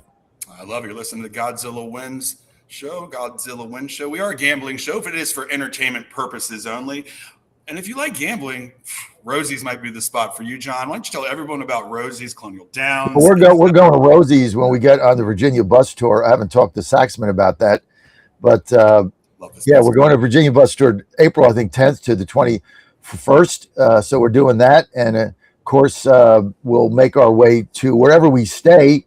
We'll make our way around the state to all the Rosie's locations, so I can check them all out. Well, there's one in Richmond, right by the studio. One in New Kent, don't want to miss that. That's Colonial Downs. The summer meet starts middle of June. Can't wait for that. Got our box suite going. Got our suite going there, and then you got the new one in Dumfries with the hotel. Definitely going there. You got Danville. You've got Emporia.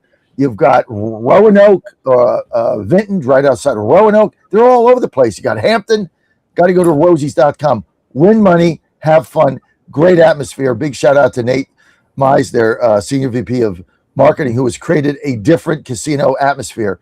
Nobody ever did this before. They don't pump in oxygen.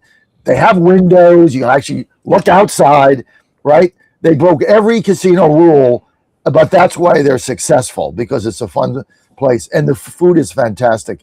Check it out. Go to rosiesgaming.com. That's rosiesgaming.com. So it's like different from Charlestown's casino where old ladies run around with colostomy bags and yes. Pumping in oxygen. That's a fantastic visual on a Saturday morning. Thanks. Thank you. Hopefully you had your pancakes already. All right, you listen to Godzilla Wins. I love this crew. Dan Hobgood, John Fredericks, Vince Mayoko, Chris Saxman, Logan Powell, Brendan Statler. It is a lot. It is the easiest job in the world to host this show. All I have to do is say one thing, and then I have 7 other people take the floor. They're the experts. Follow their picks, and we've got 2 other picks in the Elite 8 men's college basketball. We will get to some women's college basketball and Major League Baseball opening days after this, but Tennessee versus Michigan. That'll be the first game. Michigan comes in. Where's the spread on this one, guys? I just lost it. Oh, 7.5 as well. 7.5. All right. John took both underdogs for the Saturday games. Tennessee has the edge. You know what the edge is?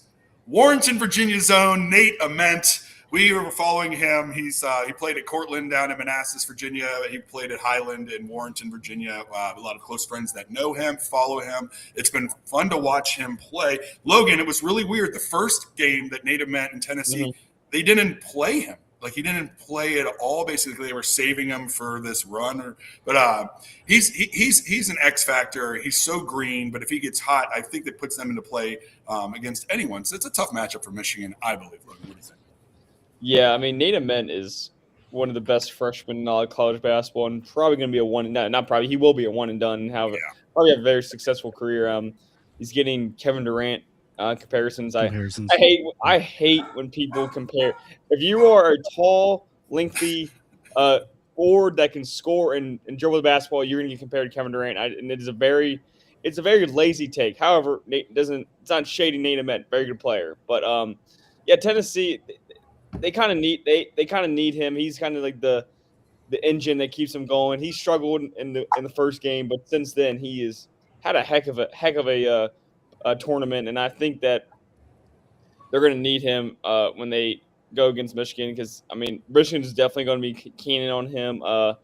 Michigan clogs the paint. They don't allow a lot of things around the restricted area where Nate Ament he does a lot of his damage kind of be under the 3-point arc and kind of can work around the restricted area. But I think that Michigan, they're just so tall and they have so many dominant big men that they're going to be able to kind of like neutralize Tennessee's best attribute, which is their offensive and defensive rebounding.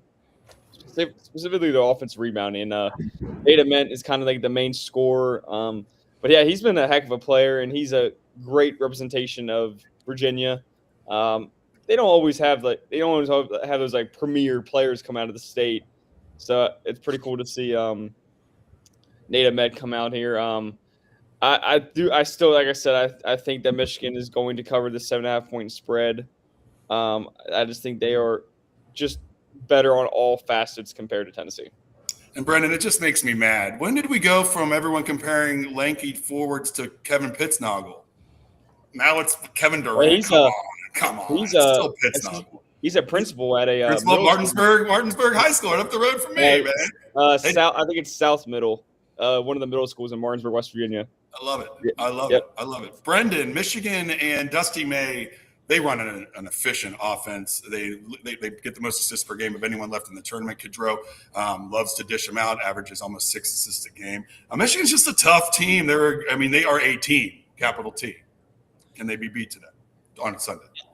No, I don't think they'll be beat today. However, I think we said 7.5, right? That's what I'm seeing. Yep. Still there. 7.5. I think that spread's a little too much, so I'm gonna pick Tennessee to cover, but I think Michigan will win.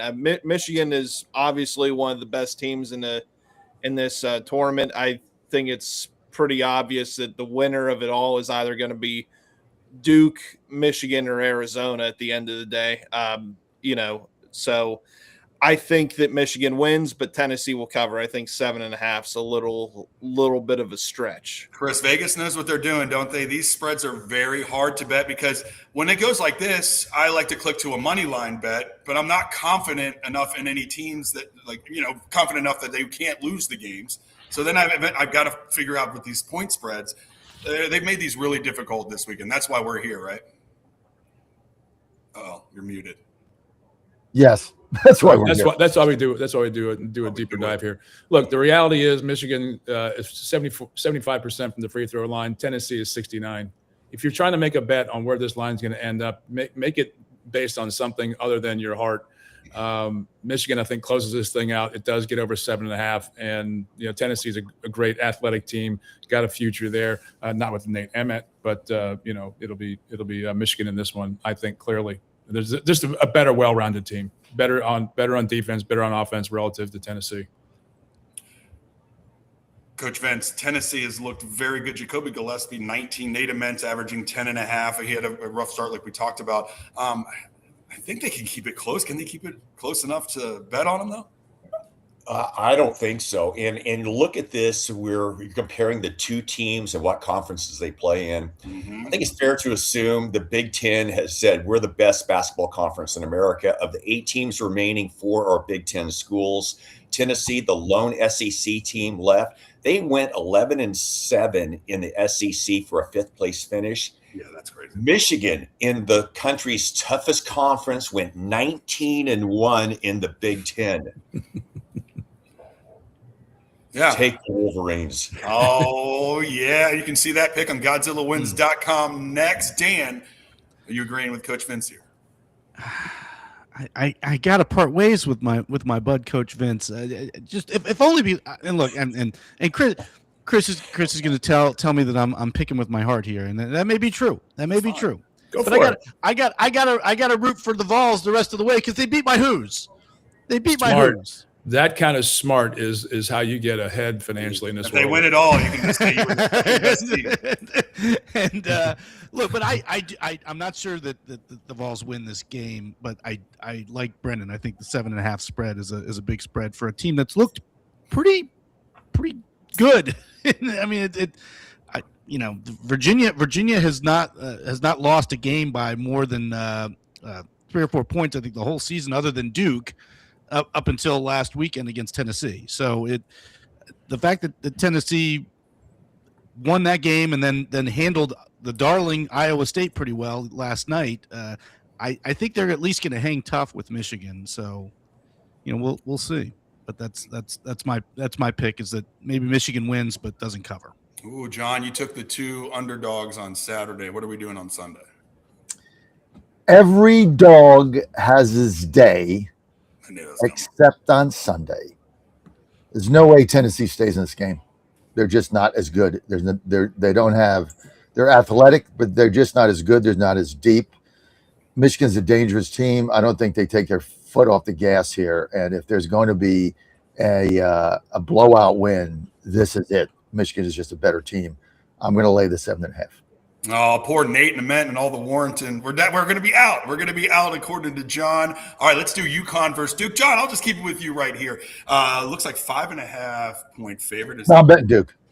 I'm betting Duke. First of all, I picked Duke. I picked Duke to win. I didn't lay the 3.5 last night because there was no need to do that.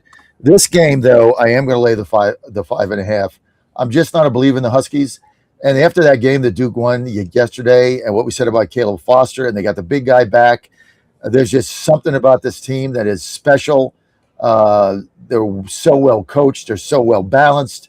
I mean, they got here basically without, 2 of their best players. They somehow managed to get to the 16. And then they got the guy back, and they got Foster back, and they got the big guy back. There's just something about this team is special. There's just tremendous heart there. And I just, from one day to the next, I don't know what Connecticut is. I have no idea. Maybe they come out, shoot 93s and win this game. But I like Duke. Logan, it feels like Duke hasn't been this dominant. They've kind of had to figure it out every single game, and they have, obviously. UConn is a well-coached team. They have some stars out here with Terrence Reed Jr., Alex Caravan, obviously. They can get out to quick leads, 19-point lead yesterday. Are they going to have to do something like that to hang around with Duke? Yeah, no, I think this is going to be a close game all throughout. I think both teams are somewhat evenly matched. I think they're 2 good offensive teams. I think you have big men that can neutralize each other. So I think that there's not going to be a single dominant player in this matchup. I love UConn. I love Dan Hurley. I think he is one of the best top 2, top 3 coaches currently in the game. I just love his offense. It's a well-oiled machine. Duke struggles on the free throw line, and that's been a big concern, especially at the end of last night's game. But I think that I think Duke is still. I think Duke's going to win it at the end. However, I wouldn't be surprised if UConn wins, just because they've been kind of firing on all cylinders. I mean, Michigan State was able to come back. However, UConn was able to close it out. Great coaching staff. 2 really good coaching staffs. UConn is way more experienced, though, compared to Duke, so that could play a factor. Like I said, this is going to be a barn burner. I think this is going to be a close game. I think that I'm going to take UConn to cover the 5.5 point spread. I might even take them for the money line. And because right now the money line is plus 180 on ESPN for UConn, so I might even consider taking that. Coach Vince, I didn't do any brackets of integrity or sheets of integrity, meaning one bracket, you pick it the same way all the way through. I hedged my bets, and I have one league that I have Duke winning, and I have one that I have UConn winning. So I'm a little bit biased today. Coach Vince, now that Houston's out, though, who's your favorite now? And then who do you like in this game as well? I think going on, I had Duke obviously making a deep run, getting into the Final Four, and obviously I think Houston Actually, I think I had Houston beating Duke in the national semifinals. This is of the 4 regional finals. This is probably the one I would stay clear of because, as John mentioned, which UConn team shows up? Well, if it's a UConn team that's won 2 national titles in the last 3 or 4 years, then take the Huskies. If not, then take Duke. But I think this will just be a good basketball game to watch, if nothing else. Just sit down, have an adult beverage, and watch some good basketball. Brendan, The nation's safest city in Washington, D.C. I like it. I know. And tickets are outrageous. I wanted to go today. It's like $900 just to get in there. I'm like, that's crazy. Brendan, I don't know what I was going to say. What are you taking here? Yeah, I have to second what Coach said. You know, we alluded to it earlier. You don't know what you're going to get with UConn, so I would stay away from it personally. But if I had to make a prediction, gun to the head, I would pick Duke to win, but UConn to cover.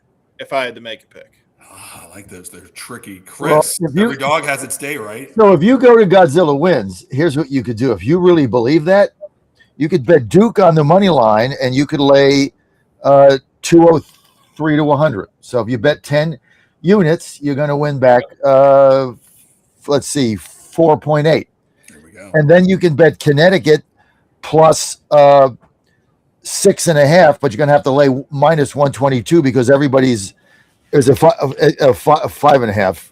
that would be a one unit bet for me. So you could bet both on Godzilla wins and win both bets, or lose both bets, or go 1-1. Dan, John is mathing over here. There's lots of math going on. Never been my strong suit. Are you I don't know gonna what hit- my are strong you suit gonna is, hit- but math ain't it. There's chatter, and then there's Godzilla wins.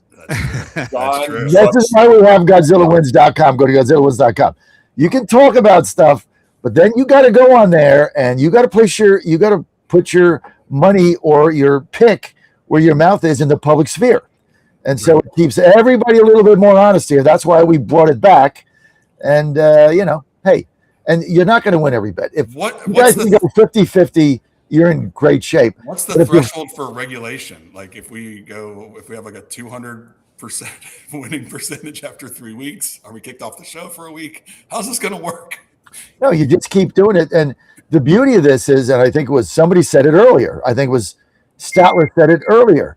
Somebody's hot, you go with them.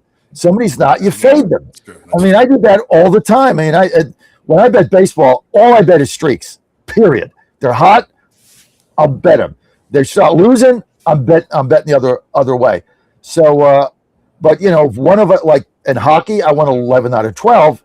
Now I've lost 4 in a row. So now you fade me because things end up 50-50, right? It's impossible to keep winning these games. Or I think I lost 4 in a row, 5 out of 6 after winning 11 or 12. This is what happens. So I'm ice cold in hockey, fade my bets, hot in basketball, bet those. But you guys can figure it out. Go to Dan, how do you help people start their streak? Who are you taking in UConn, Duke? Duke to win, UConn to cover. I love it. I love it. And everybody, do not sleep on women's basketball. We are going to get to women's basketball, but first, you're going to need a pillow if you're going to sleep, right? So, My Pillow, one of our greatest sponsors over here, John. We're here in the bus. It's all outfitted with My Pillow.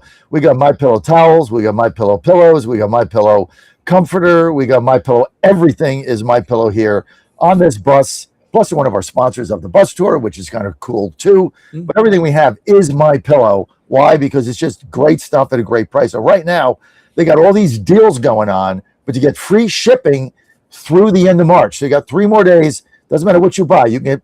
Also, we got the slippers here on the bus. We got everything, right?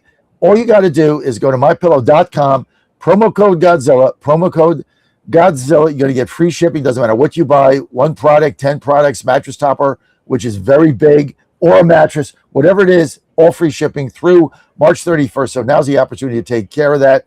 Promo code Godzilla, mypillow.com, promo code Godzilla, and you are good to go. They just have so many great deals. One of those things where, you know what, you just don't want to miss it. You want to take advantage of it. Some people like to call like me. I like the phone, 800-854-0504, 800-854-0504, promo code Godzilla. Operator standing by. You're good to go. right, Jeff, I got a question. If somebody runs off with the pillow, do you say, "Hey, bring me back my pillow," or is it just my pillow? Yeah, I've never. Yeah, you have What to do you bring say back there? my pillow. Is it Do you have my an pillow, or is experience it with just the my pillow, pillow? Steve? My pillow. My pillow. Okay. My All right. pillow. The official answer. Okay. It just Who's, Sounds like a who's, Beat- who's running sounds like a around Beatles stealing song. pillows around Dan? This is how dad That's jokes not are personal. born. Right. Give me back my pillow. Yeah. Are we going to talk about that West Virginia shot that went off the rim? Yeah, so I want to bring up some Oh my goodness. women's basketball is in the Sweet 16 as well. Last night, usual suspects win. UConn has won like 80 in a row. They're going for an unprecedented, undefeated season. Well, not unprecedented. Whatever. Before they've done it before. Yes. But I wanted to, one of the main sponsors here is WVSportsNation.com. I am lucky enough to be a writer for that website with Logan Powell and Brendan Statler. Thank you, John, for that opportunity. Our coverage of baseball is extensive, but women's basketball, we really niched in, or however you say that. We had people traveling to the Big 12 tournament in Kansas City. We had coverage at Hope Coliseum for the regionals, or the first two rounds. The women's team took care of Miami of Ohio easily, and then Kentucky went down kind of big, comes all the way back, Logan. And my goodness, we had just seen the midcourt heave in men's basketball go in and out, and then almost so close that they lose to Kentucky. But wow, what a great season! Well, you were watching the game when that shot went in the rim. No. Who thought it was going in other than me? I thought it was in. She makes that shot 9 times out of 10. 9 out of 10, and it bounced around. And I'm like, we're going to win this game. We're going to win this game. We're going to win this game. Not. It's like, oh my God. And she put such a good move. Oh my! She crossed up the one girl. Open look. Open look. Everything was there except for the finish. Everything was there on that play except for the finish. This is a great recounting of people we're not even talking about. This is like I feel like I'm in the stadium. We can talk about Kentucky and your boy. I mean, yes, but yeah. I just don't know what the hell you're talking about. It's like you're mentioning no people. That's true. I'm like, if I'm tuning in, I'm going, what the hell are these guys talking about? West Virginia women's like West Virginia women's basketball. Won the Big 12 tournament. That was basically a rim ring from advancing to the Elite Eight and going to Dallas here with us, right? Yeah, and the reason it was a heartbreaker. It was just a heartbreaker. Chris, you're right. And the reason we mention them is, we're affiliated with WVSportsNation.com. The women's basketball team went to the tournament, won the Big 12 tournament, was able to finish in the top 16 and host the first two rounds, which is unique to women's basketball rather than men's.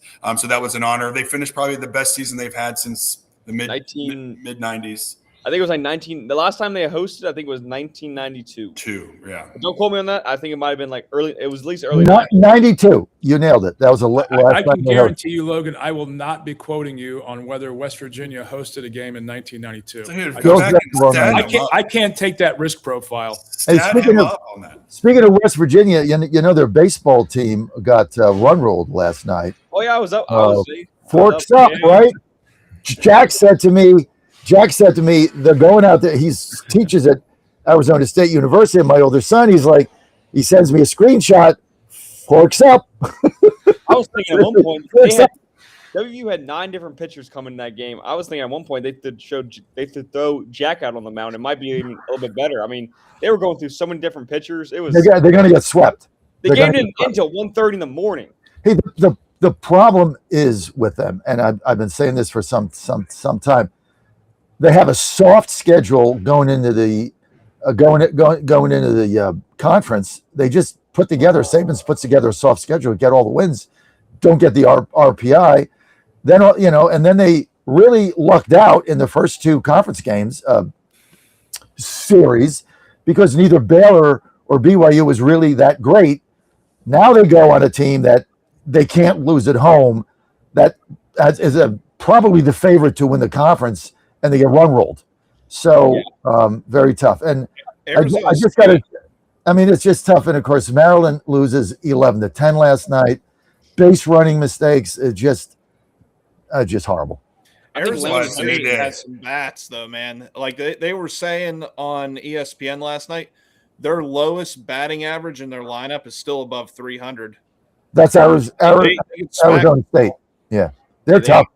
I think Landon Hairston, their center fielder who had 8 RBIs yesterday and had a diving catch that would have saved 2 runs. I think he would be I think he would be an upgrade over O'Neal Cruz right now. He is absolutely elite. A grand slam, I think, in the 4th or 5th inning. Another home run, two no doubters. I think one was like 440 feet. I don't know what's going on in that Arizona air, but those balls were flying. I'm talking every single home run, I think, was over 400 feet. Absolutely insane. WVU's pitching, which was like one of the tops in the Big 12 in terms of team ERA, was absolutely eviscerated yesterday. Multiple runs walked in off bases loaded. Poor pitching. Also, Saban's brought in a pitcher with bases loaded against Hairston, who had not pitched yet this season. That was a very interesting move. I'm not sure why. Who was that? Who was that, Logan? Hold on. If you go to WSportsNation.com, you'll be able to see my recap about it. There we go. Great segue. There we go. Never felt the hook. Never felt the hook. The profile, the headline. ASU takes advantage of WVU pitching woes by Logan Powell. That is me. Yeah, I love this. Hey, if you can't self promote, if you can't self promote, you really can't work for us. That's basically the way it works. Andrew Middleton, John. The guy was Andrew Middleton. He has not pitched this season. He comes from UMass. Who actually had a good career at UMass, but that's also UMass. It's not exactly Big 12 baseball. If you want to hear all West Virginia baseball coverage or read about it, WVSportsNation.com. How about Trent Connor's column? Amazing, by the way. You got to talk about that. You got to pimp that thing up. That was a very good piece. Tell us about it, Logan. Are you affiliated with WV Sports Nation? I mean, yes, I am. I'm affiliated with WSportsNation.com. So is Brendan Statler and Mitch Rogers. We work for WSportsNation.com. John Frederick's Media Network. Was there an article by Trent Connor? There was an article by Trent Connor. Tell us about it. Tell us about it. On WSportsNation.com, there's an article written by Trent Connor, who is a writer for WSportsNation.com. Excellent. And he talked about Rocky Simmons being the #1 women's basketball fan, and it was a very good piece. I mean, it was a great piece.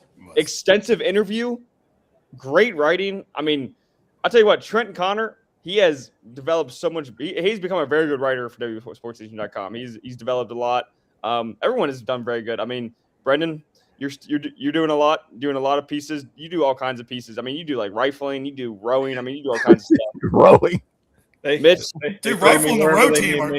Right, I just make stuff up. I just figure. Mitch, great. You got a great column as well, Mitch. Please, it's very, very funny, very great. I'm just there doing whatever I can, filling the holes, doing whatever's being asked of me. Hey, WSportsNation.com. And you're also a good host of this show, trying to take my spot. And soccer season's about to come up, so we're going to need you, Logan. Hey, Dan, before we get out of here, I know we're at the end of the show, end of the hour. Can this UVA women's team, they were in the first 4, the first ever to reach the Sweet 16? Do they have a chance to go all the way? No. I thought that they disbanded the team. I was shocked to find out that they were even Kamara playing. Johnson, man, 28. That's how bad they've been the last few years. This is great. Congratulations to the UVA women that they still got it going on. And who would have thought we'd been talking about UVA women at this point instead of the UVA men? But go Lady Hoos. That's true. All right. They have a donor. This has been a very fun show. We've given you extensive coverage of the men's and women's basketball tournaments. Have fun today. You got Major League Baseball, you got hockey, you got men's and women's basketball. You got everything on the table. I'm sure there's UFC later, all of it. There's some NBA for all you guys that love it. For Logan Powell, Brendan Statler, Chris Saxman, Vince Mayoko, Dan Hobgood, and John Fredericks, I'm Mitch Rogers. See you next week. Go to GodzillaWins.com for our picks.